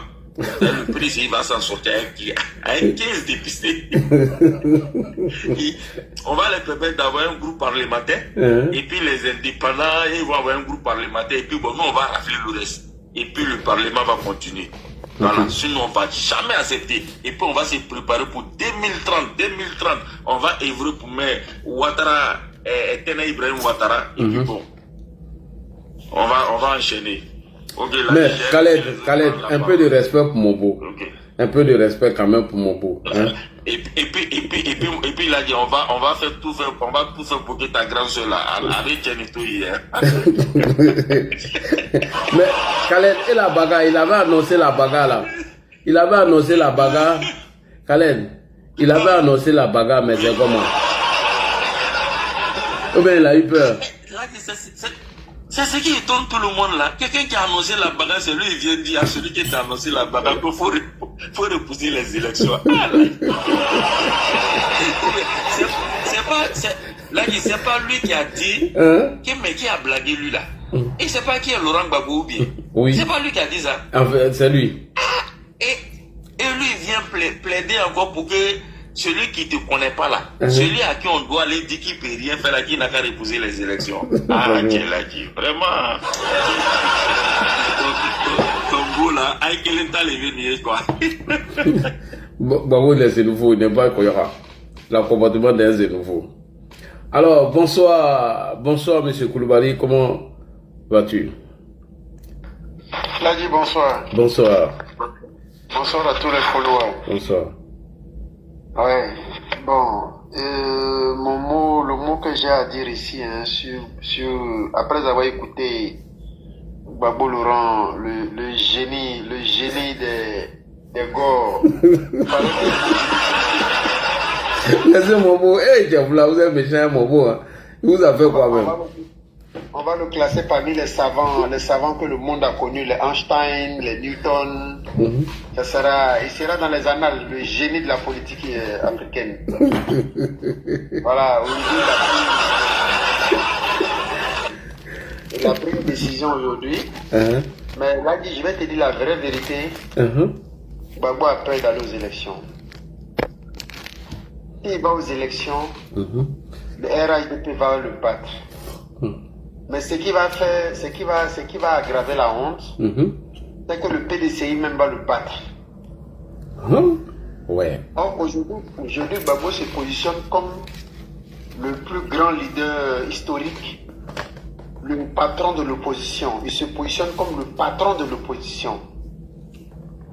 Alors, comment est-ce que tu es patron de l'opposition et on va aux législatives, tu n'arrives même pas à battre ton allié, le PDCI? Ça veut dire qu'en réalité, tu ne pèses rien. Tu vois, le PPACI ne pèse pas grand-chose. Ils sont en train de se cacher derrière cette histoire de RLE. Ils se cachent derrière des arguments. C'est faux, l'a dit. Comment ça se fait qu'on sort des élections présidentielles et en même temps vous annoncez une marche le 8? Le 8, c'est pas après-demain. C'est pas demain, l'a dit. C'est après-demain même. On dirait même c'est demain. Les élections législatives, c'est le 27 décembre. Et tu dis que tu n'es pas prêt pour des élections législatives parce que tu dois pleurer tes morts, mais tu es prêt pour une marche le 8. En tout cas. Il y a un problème. Tu n'es pas prêt pour le combat politique qui a lieu le 27 décembre, mais tu es prêt pour la bagarre politique, pour la bagarre pour le 8. Ça veut dire qu'il ne dit pas la vérité. En tout cas. Ça veut dire qu'il ne dit pas la vérité. Tu vois un peu. Allô? Oui, allô, oui, on écoute, oui. Oui. Juste 2 secondes, je suis en train de me déplacer là. Effectivement. Et moi, mon beau là, vraiment. Donc, ça coûte tout ça. Oui, allô, oui. Donc, je disais que tous ces arguments qu'il avance, c'est du mensonge. Et il vous a dit que son fils, il a reçu son fils, n'est-ce pas? Mais il a dit qu'il a reçu son fils. Il avait dit que son fils a tenté de le convaincre. Effectivement. Mais comme c'est un dictateur, il a imposé son idée. Sinon, je suis sûr que tous les membres du PPAC, si tu les interroges individuellement, ils vont te dire qu'ils veulent aller aux élections. Oui, oui, parce que Michel a fait un poste pour dire que c'est la position du chef qui est là, nous allons aux législatives. Mais pour lui, pour son ego, pour ne pas avoir honte, parce qu'il a tellement caché, il a tellement fait croire aux gens de l'AES que c'est lui qui est majoritaire en Côte d'Ivoire. Parce que quand tu sors, moi j'ai la chance de sortir un peu du pays, les gens pensent que c'est Gbagbo qui est le majoritaire en Côte d'Ivoire. C'est l'image que les gens ont de Gbagbo aujourd'hui. Regardez même souvent les gens intervenir sur les panels. quand les gens de l'AUS interviennent sur les panels là, écoutez-les bien. Eux, ils vous parlent comme si c'est Gbagbo qui est majorité en Côte d'Ivoire. Donc, cette image-là, c'est ce qu'ils ont fait croire aux gens. Même au niveau international, c'est ce qu'ils font croire que c'est eux qui sont majorité, mais c'est parce que on n'a pas une liste électorale crédible, parce que la CEI n'est pas du côté du pouvoir. C'est pourquoi ils n'arrivent pas à gagner les élections. Sinon, eux, ils sont majoritaires. Maintenant qu'on va aller aux élections, comment vous allez expliquer aux gens que le PDCI ait gagné les élections, ait gagné beaucoup de députés par rapport à vous? Comment vous allez expliquer? On peut comprendre pour le pouvoir, mais comment comprendre que le PDCI vous batte aux élections? Quel argument ils vont avancer? Vous voyez un peu, donc Gbagbo a calculé, il a vu que s'il va aux élections, ce sera la honte. Il faut maintenant venir trouver des arguments. Il dit il y a eu 30 morts, il ne sait pas où il allait. Il ne sait pas où il allait compter les morts là. Il ne sait pas comment il a fait le décompte. Je t'assure.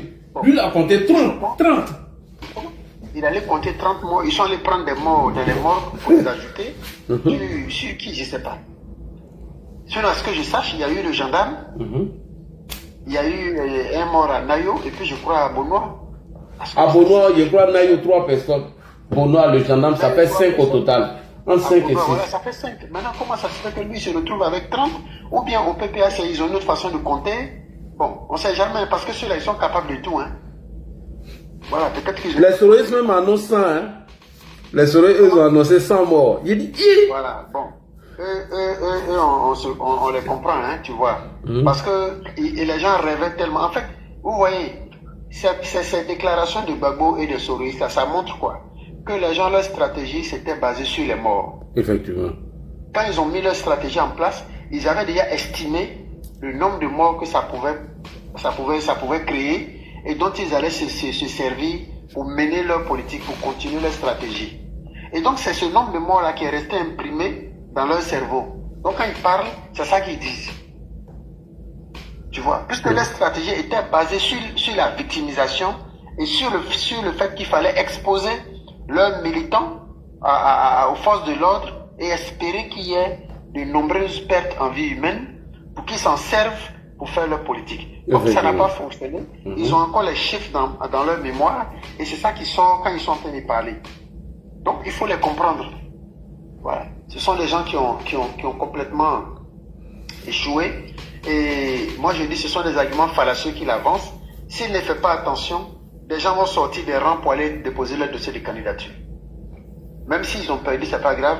Mais s'il ne fait pas attention, des gens vont sortir des rangs pour aller déposer les dossiers de candidature. Ou bien ce qu'il va faire, ils vont envoyer des indépendants derrière pour aller compétir.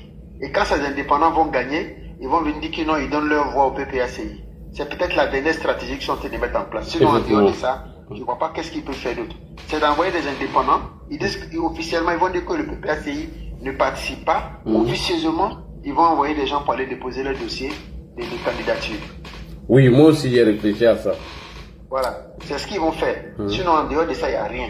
Donc, vous ne pouvez pas annoncer une marche maintenant et puis refuser les élections qui auront lieu le 27 sous prétexte que vous ne serez pas prêts. Pourtant, vous êtes prêts à aller dans la rue le samedi. Et t'assure.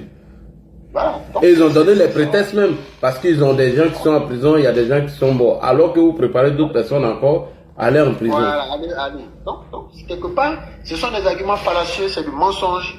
Voilà, ce monsieur-là a passé toute sa vie politique à mentir. Il s'est fait passer pour un grand politicien. Voilà, regardez toutes les vidéos où on lui a donné la parole. Il n'a jamais pu donner des réponses cohérentes. On lui pose des questions sur l'économie, sur la sécurité, sur la salubrité, sur les infrastructures. Il n'a jamais été cohérent. C'est pas quelqu'un qui est prêt à gouverner. Il veut juste venir s'asseoir à la présidence pour qu'on dise qu'il est le chef de l'État. Et puis bon, il va donner le travail à ces amateurs là pour foutre le bordel dans la Côte d'Ivoire. Il ne sait pas gouverner. Il n'a pas les compétences pour gouverner. C'est quelqu'un qui ne sait que faire du bruit. C'est un tonneau vide, c'est tout. Voilà, les tonneaux vides font du bruit et c'est ça qu'il fait. Sinon, il ne sait rien faire. Il ne sait pas gouverner. On l'a vu à l'œuvre. Il n'a rien apporté à la Côte d'Ivoire et il ne pourra jamais rien apporter à la Côte d'Ivoire. Même si on lui donne 20 ans de gouvernance, il ne pourra pas. Donc ça sert à rien de perdre le temps. Les gens sont allés se faire emprisonner pour le PPACI. Ils sont allés se faire emprisonner pour Gbagbo. C'est même pas le PPACI, c'est Gbagbo. PPACI, c'est un nom. Sinon, le parti politique, là, c'est Gbagbo. C'est lui qui décide à quelle heure ils doivent prendre le petit déjeuner, à quelle heure ils doivent prendre le déjeuner, à quelle heure ils doivent prendre le dessert, le dîner. C'est lui qui dirige leur vie.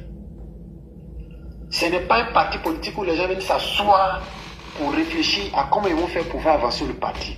Quand Gbagbo se réveille, c'est ce à quoi il a pensé là. C'est ça qu'on fait. Oui, parce que quelques militants sur les réseaux sociaux, ils viennent toujours à les discours des réseaux sociaux. Ils sont mécontents. Vraiment. Donc, ce n'est pas un parti politique qui est organisé, structuré, qui fonctionne comme un parti normal comme le RHDP. C'est un club d'amis. C'est un club d'amis avec le l'aîné Gbagbo qui donc décide de comment ils doivent mener leur vie. C'est tout. Ce n'est pas un parti politique. Mais ces gens-là, moi-même, je souhaitais que ce parti soit dissous, mais je pense qu'ils viennent eux-mêmes de proclamer la dissolution du PPACI en refusant d'aller aux élections législatives. Donc, c'est déjà bon. C'est déjà bon. Voilà. C'est déjà bon pour nous. Okay, merci beaucoup. Merci pour cette analyse. Et il y a trop d'incohérences dans le discours de Gbagbo. Parce que, voilà, chers militants PPACI, vous voyez, c'est à ceux-là que vous allez confier vos destins. Quelqu'un qui fait un communiqué hier ou avant-hier dit qu'il ne reconnaît même pas les élections. Et il ne reconnaît pas le 4e mandat et qu'il allait faire barrage au 4e mandat. Chemin faisant, il n'a même pas encore fini tout ça. Il demande à ce gouvernement de 4e mandat dont il voulait faire barrage, il voulait faire la bagarre, de reporter les élections législatives parce que ils ont des gens qui ont déjà, il y a des gens qui sont en prison. Vous voyez comment ils sont incohérents. Et ce qui me fait mal, quand ils parlent, tu as l'impression qu'ils parlent au nom de tous les Ivoiriens, alors qu'ils parlent au nom de leurs militants. Ce monsieur, je ne sais pas où sont, c'est qu'il ment tellement. Moi, je comprends aisément les pro-Gbagbo. Si le chef même est un menteur, si le chef même arrive à se contredire, ce n'est pas vous. Il y a quoi à vous? Il y a quoi? Et donc, moi, je profite ici pour vous dire qu'il est en train de vous dire, il ne reconnaît pas ceux qui vont sortir le 8. Parce que déjà, il n'y a pas de manifestation. Et il n'y a même pas d'engouement même autour de cette manifestation. Donc, personne ne répond pour le moment. Mais moi, je sais, comme le frère vient de le dire, que ceux-là, ils sont capables d'envoyer certains militants aller faire acte de candidature. Monsieur Diarra-Souba, tu es là? Est-ce que Diarra-Souba est là? Diarra-Souba, vous êtes là? M6, est-ce que tu es là? M6. M6 n'est pas là? M6 n'est pas là. Salam l'a dit. Comme des hommes, oui. Il faut faire ta demande si tu es là. Fais ta demande. Comme des hommes. Voilà, si tu es là, fais ta demande. Parce que notre beau là, vraiment, il est en train de nous mettre la honte. Moi-même, je ne veux pas défendre un beau comme ça. Non, ma femme, c'est la cause. Ah, vraiment. C'est pas si tu aimes bien le gars là pour avoir un peu de privilège ou avoir de quoi. Franchement, non. Moi, ça me décourage. Ça me décourage. Et donc, oui, comme des hommes. Oui, allô, bonsoir. Monsieur Ibrahim est là. Ibrahim, vous êtes monté sur le panel. Est-ce que vous êtes là? Ibrahim, non, tu n'es pas là. Vous ne faites pas de demandes. Voilà, comme des hommes, voilà. Ah, comme des hommes. Vraiment, nos beaux là. Comme des hommes. Ouvre ton micro. Vas-y, ouvre ton micro. Salam alaikum wa rahmatullahi wa barakatuh. Wa alaikum salam. Ah, bonsoir au panel. Bonsoir. Je m'excuse hier, vraiment je n'ai pas pu venir sur le panel. Oui. Et aujourd'hui, Dieu faisant grâce, j'ai rejoint le panel à cette heure-là. Okay. Parce que j'essaie à peu près les heures. Et vraiment, soyez salués de chacun à sa position. Que le Seigneur continue de nous bénir, de nous couvrir de sa miséricorde et de sa grâce. Amen. Que le Seigneur protège la Côte d'Ivoire de tous les mauvais oiseaux, de tous les mauvais shaitans. De toute façon, le shaitan, lui, il est toujours mauvais. Alors, il fallait s'y attendre. Il fallait s'y attendre que il ne va pas avoir de marche. De toute façon, il y en a qui vont certainement chercher à aller défier encore. Et si encore ils ont le courage, l'autorité. Mais de toute façon, ils savent très bien que l'autorité ne faiblit pas. l'autorité en tout cas ne faiblit pas par rapport vraiment à tout ce qui concerne la sécurité des Ivoiriens.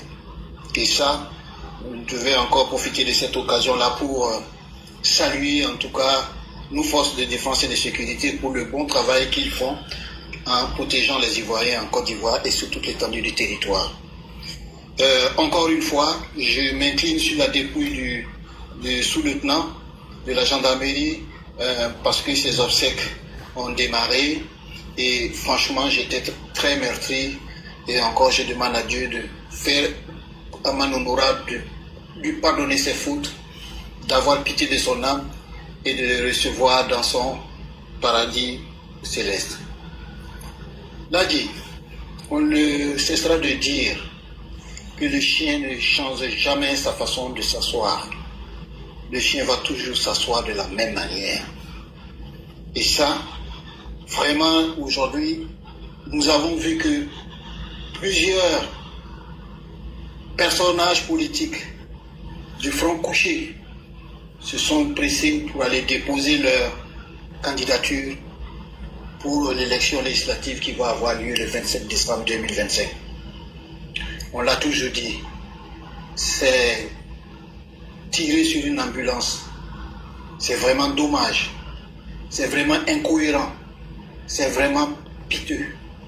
Parce que j'avoue franchement que pour être un homme, parce que moi je suis garçon, donc pour être un homme, quand on parle, on va jusqu'au bout.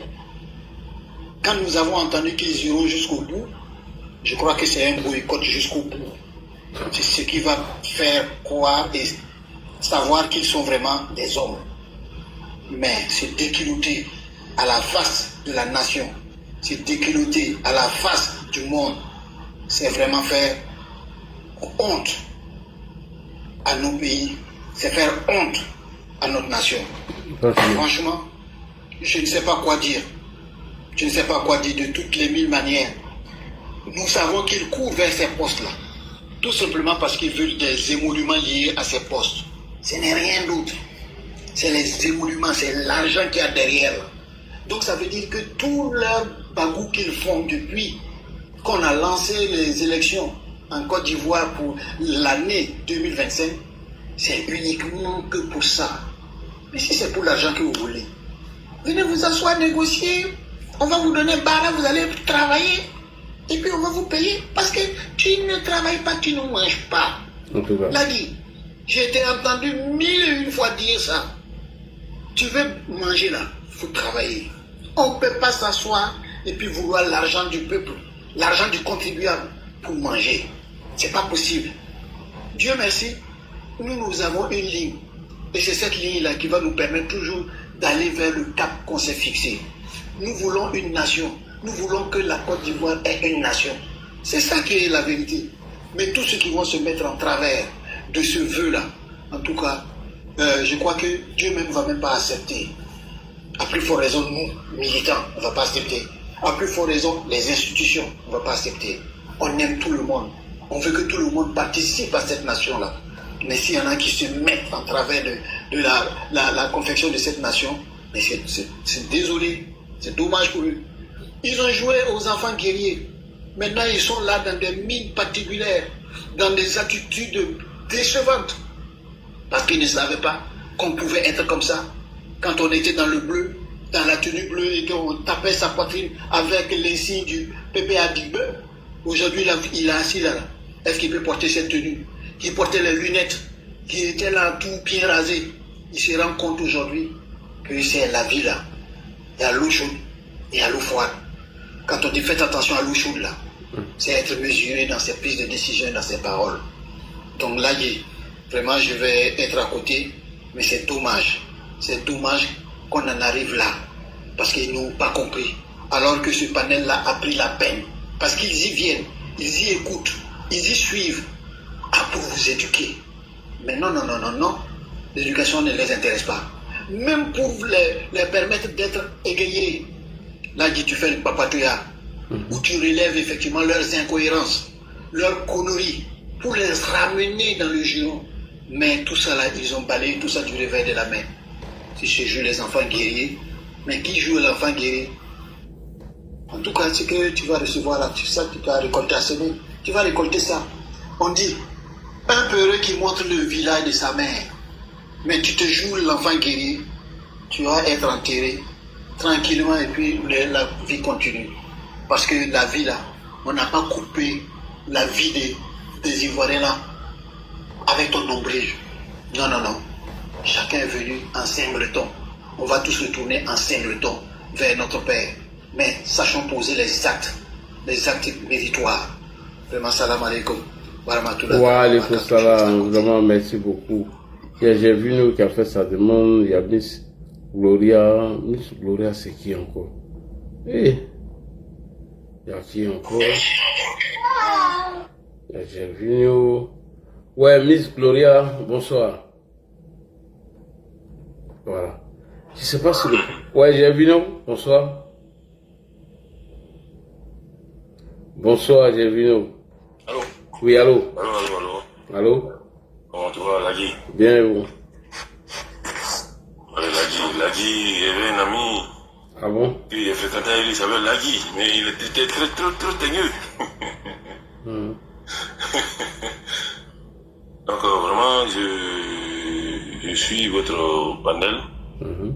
Et je voudrais attirer l'attention à tout le monde pour dire que la vie, là, il faut pouvoir se pardonner. On n'est pas... Il n'y a pas quelqu'un qui est propre. Nous tous, nous savons des côtés un peu faibles, nous avons nos côtés un peu côté péché, comme je l'ai dit, et nous faisons beaucoup de défauts. Et il faut se pardonner. Parce que la vie, comme nous le disons, nous sommes venus par poussière et nous retournons par poussière. Il faut se pardonner. L'amour, c'est l'amour qui résout tout. Aujourd'hui, on peut faire des erreurs. Mais si nous voulons nous être plus forts que notre frère, comment Dieu va nous juger? Que ce soit nous soyons religieux, musulmans, chrétiens, animistes, protestants. Il faut l'amour de nos prochains. L'amour de nos prochains, c'est quoi? C'est se pardonner et avoir la pitié. On ne peut pas avoir tous raison, on ne peut pas avoir tous tort. Chacun est né pour pouvoir contribuer à la gloire de Dieu. Aïe, tu souris. On t'écoute, non, on t'écoute. Aïe. Voilà, donc c'est un peu ce que j'ai à dire. La vie, il n'y a pas quelqu'un qui est propre, il n'y a pas quelqu'un qui est bon. Que nous soyons chrétiens, musulmans, animistes, mais que nous ayons le pardon surtout. Le pardon surtout, parce que la vie, quoi qu'on dise, aujourd'hui, Lagui, je peux dire, ah, mon frère Lagui, voilà ce que je veux. Lagui dit, non, je ne veux pas ça. J'insiste. Mais on dit quand on dit chez nous, la nuit porte conseil, là. C'est quoi, Lagui? On dit, c'est pas parce que tu dors avec les gens, hein. C'est parce que tu es couché dans ton lit et tu sais que la nuit te porte conseil. C'est pour dire que la vie, il faut pouvoir se pardonner, il faut pouvoir vraiment s'aimer. Quoi qu'on arrive, quoi qu'on fasse, pour pouvoir avancer. Oui, on va dire, on n'est pas à l'église, on n'est pas à l'église, moi, c'est pas mon problème. C'est un mot de fondation. Non, moi je réponds en même temps. Non. Ici, il faut parler, voilà, on t'écoute. Voilà, c'est pas parce que... Non. Qui doit pardonner qui? Tu dis on doit se pardonner. Qui doit demander pardon et qui doit faire quoi? Merci. Non. Quand on dit pardonner, c'est quoi? Il n'y a pas quelqu'un qui est bon, il n'y a pas quelqu'un qui est mauvais. Mais on n'est pas ici pour dire qui est bon, qui est mauvais.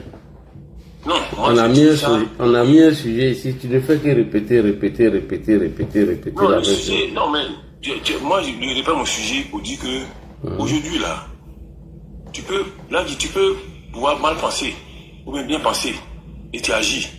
Mais quand tu agis, si c'est celui qui est en face de toi qui peut dire, ah, Lagui, tu as mal agi, bon mon frère, voilà. Tu es d'accord avec moi? Je t'écoute. Voilà. Non, est-ce que tu es d'accord avec moi? Parce que ce que j'ai dit, moi je peux te dire, ah Lagui, voilà, attends. Tu dis, ah mais mon frère, il dit non, mon frère, calme-toi.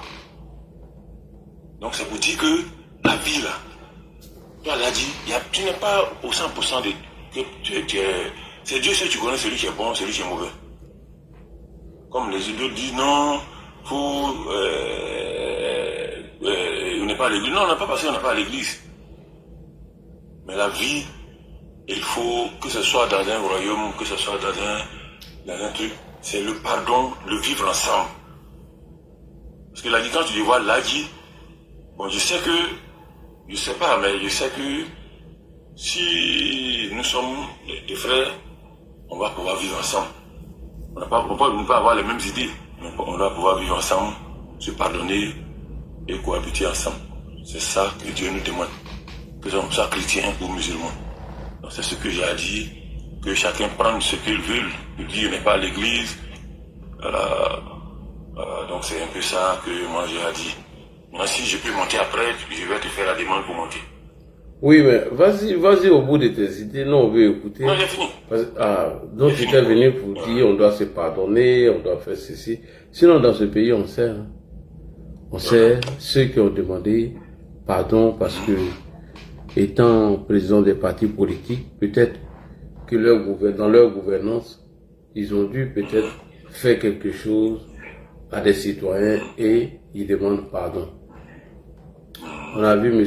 Henri Konan-Bédié. Ce qu'il dit là, il y a la vidéo, hein, je peux jouer. Hein. On a vu M. Henri Konan-Bédié demander pardon aux Ivoiriens parce que c'est sous sa gouvernance qu'il y a eu le coup d'État. Ils n'ont pas pu prendre leurs responsabilités. C'est-à-dire garantir la sécurité de tous les citoyens et garantir la sécurité sur tout l'étendue du territoire. Et ils ont failli à cette mission. Donc ils demandent pardon.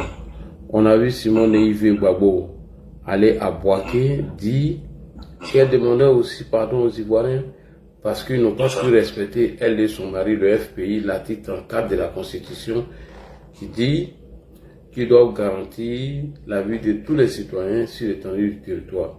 Le président Ouattara en a fait autant, mais il n'y a que Gbagbo qui n'a jamais demandé pardon aux Ivoiriens pour sa responsabilité dans la crise. Mais laisse-moi, tu as parlé tout à l'heure, je t'ai écouté, tu vois, c'est ça aussi, la liberté d'expression, c'est ça la démocratie. Voilà. On a vu Laurent Gbagbo dire que lui ne demande pas ça à personne, alors qu'il est responsable de ce qui est arrivé dans notre pays.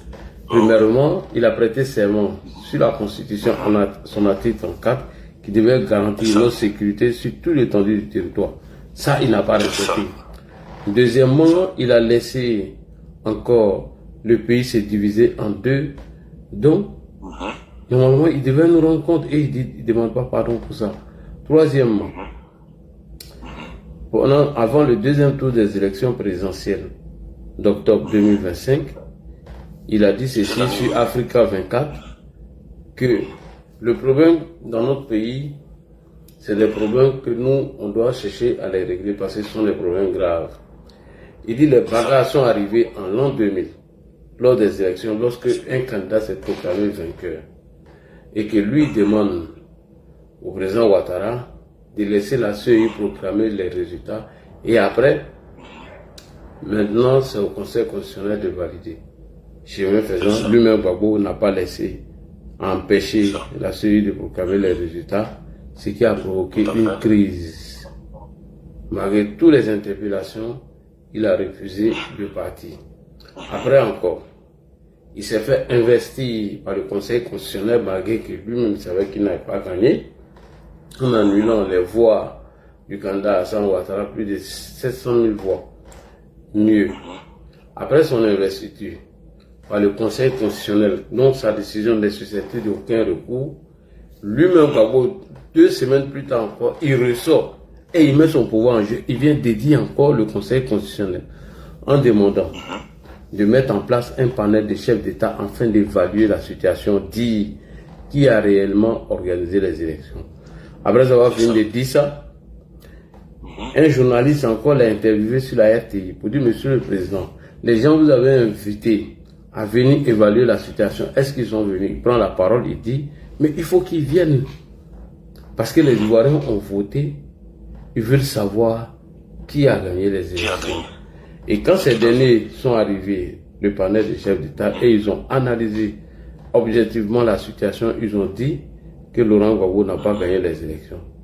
Et il s'élève, contre toute attente, il nous dit encore que de venir recompter les voix.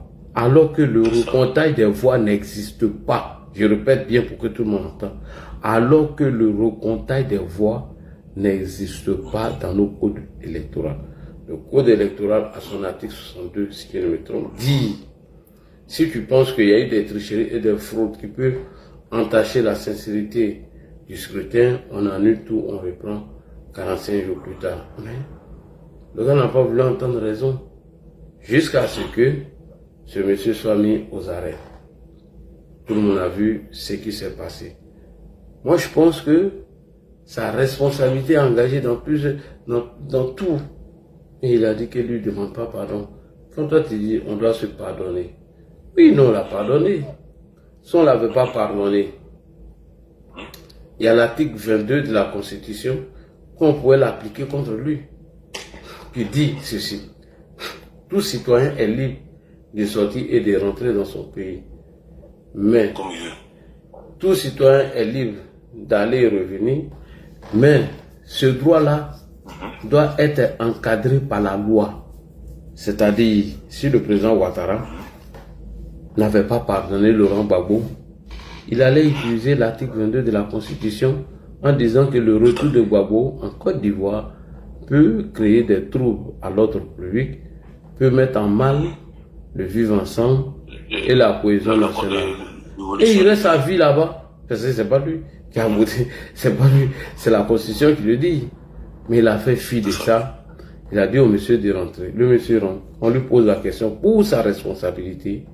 Il dit, demande pas pardon, que lui va aller jusqu'au bout. Donc, si on doit se pardonner mutuellement entre nous, est-ce lui là, ce méchant-là, pardonner aux gens? A-t-il pardonné d'abord à lui-même ses propres partisans, dont je prends le cas de Charles de Goudé. Attends, j'ai chuté, tu as parlé, oui, au moins 10 minutes, je t'ai écouté. Non, mais laisse-moi terminer, moi je t'ai écouté jusqu'au bout. Tu ne peux pas me couper la parole. Tu as parlé, moi je t'ai écouté. Laisse-moi terminer. Si on doit se pardonner mutuellement, Charles de Goudé qui a passé plus de 7 ou 8 ans avec lui, il n'a jamais pardonné à ce monsieur. Et ce monsieur-là, il n'a jamais rencontré. Simon Neivé, qui a partagé toute sa vie politique et fille de foyer, il n'a jamais pardonné à ce dernier. Afi Nguessan, c'est récemment qu'il a pardonné parce qu'il était dans le front commun. Pourquoi si on doit se pardonner mutuellement? Tu ne vas pas demander à Gbagbo de pardonner à son fils Charles Blé Goudé, qui a partagé près de 6 à 8 ans avec lui dans la même prison.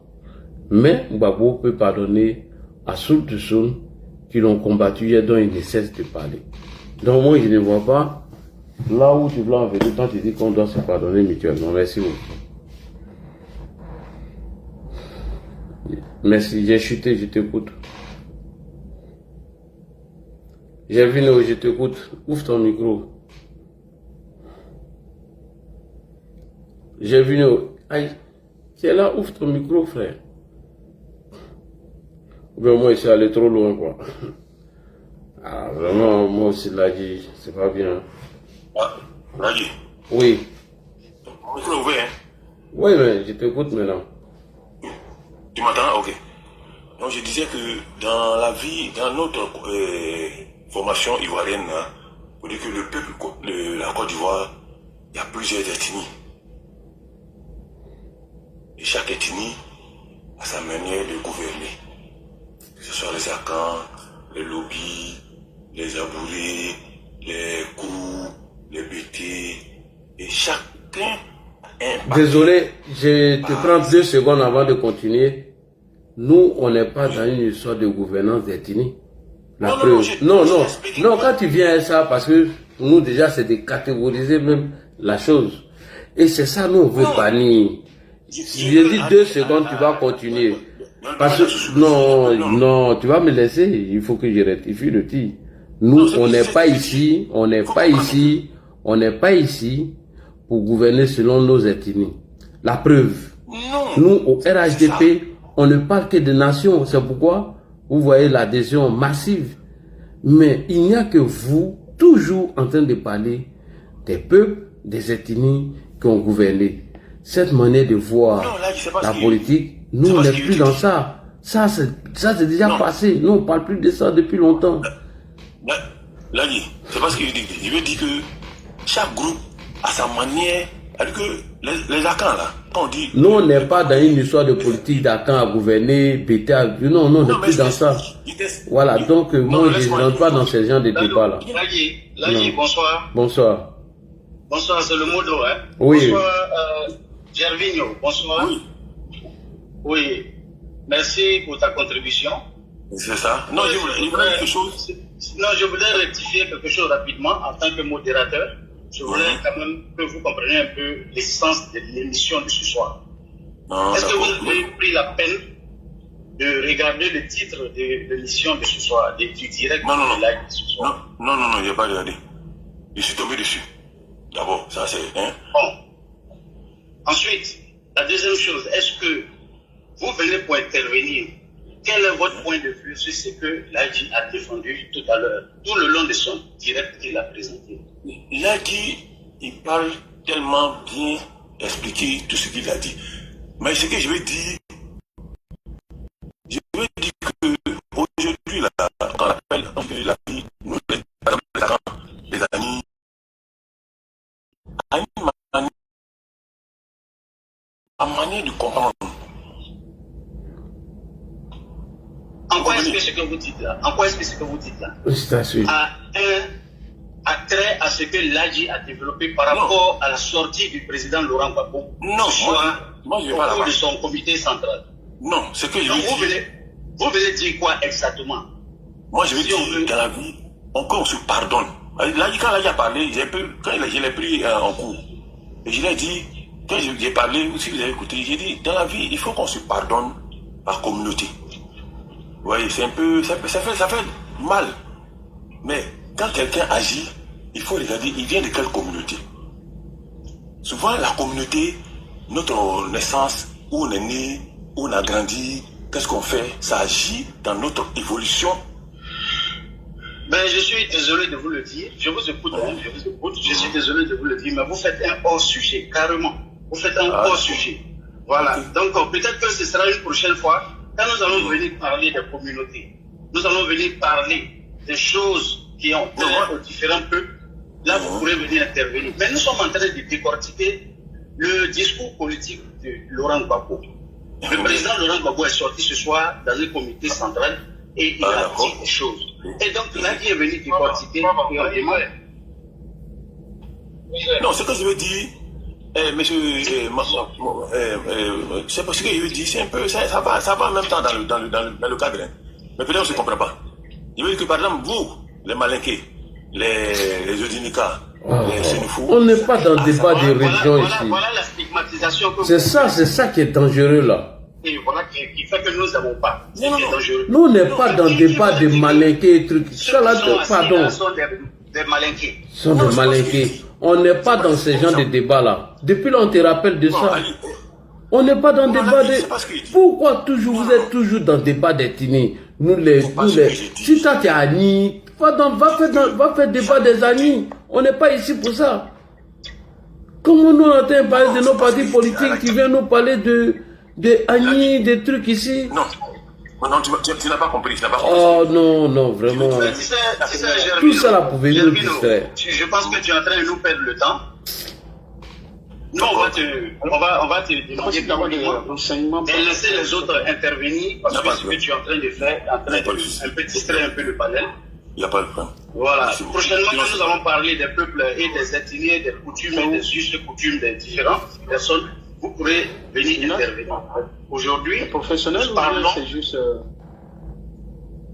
Vous dites quoi? Il est toujours dans le débat d'ethnie. Toujours c'est... Merci beaucoup pour votre intervention. Et puis bon, là, tu peux continuer à prendre les autres. D'accord, ok. Merci. Tu peux chuter, puis je suis. Merci. Voilà. Merci. Ouais, il y a le frère qui vient de monter là. Dans le nom. Tiens, ton nom là est drôle, hein? Prenez le nom simple. Non, c'est pas grave. C'est comme ça, on apprend. Il faut faire du son. On me fait chuter. Ok. Je suis là. Va être au débat des Tini, des conneries comme ça. Le frère Denzel Louo, là, pour ouvrir ton micro, pardon. Oh, t'es venu avec des débats des Tini, des conneries comme ça. Nous, on fait quoi avec ça? Nous, on fait rien avec ça. Ah, non, on va pas le laisser. Il va nous tourner à rond, dire des choses qu'on n'a rien à voir dedans. Abou Diabaté, comment tu vas? Vraiment. Ouais, bonsoir Ladji, bonsoir à tous. Ouais, mon frère. Le micro est fermé. Ok, je vais profiter un peu de ton panel aujourd'hui pour m'exprimer un peu sur la déclaration ou bien sur l'intervention, la sortie du président Laurent Gbagbo ce soir sur les plateformes de PPACI. Il faut comprendre que le président Laurent Gbagbo, il a toujours été en contradiction avec ce que lui-même, sa vision. Et puis il faut comprendre que ceux-là, ils sont toujours dans le mensonge et dans le déni. Véritablement, Laurent Gbagbo n'a pas envie d'aller à cette élection législative. Et c'est pourquoi aujourd'hui, il a fait cette sortie-là. Mais sa sortie il voulait principalement parler de l'arrestation de Damana Adia Pikas. Sauf que c'était mal placé parce que tout le monde a vu les sorties de Damana Pikas bien avant les élections présidentielles d'octobre 2025. Et suite à cela, pour ne pas sortir sur la sortie, pour ne pas baser uniquement sa sortie sur cette arrestation de Damana Adia Pikas, ce n'est qu'il fallait accompagner ça avec ces élections législatives. Et les élections législatives, comme certains l'ont dit, Laurent Gbagbo, il a déjà perdu ces élections-là d'avance. Et pour pouvoir se donner une certaine carrure, il essaie de faire croire aux gens que il y a eu des manifestations et qu'il y a ces manifestations, lui-même il a donné une trentaine de Tchali. Mais ça se comprend évidemment que Laurent Gbagbo et puis sa bande ne font que des mensonges de partout en Côte d'Ivoire. Et même ce mensonge-là, il va plus loin. Parce que les mensonges, même les avocats qui défendent les partisans de Laurent Gbagbo, ses assistants, notamment Abiba Touré et puis certains Sylvain Sanda qui allait poster sur sa page une image de 2021 et qui fait un commentaire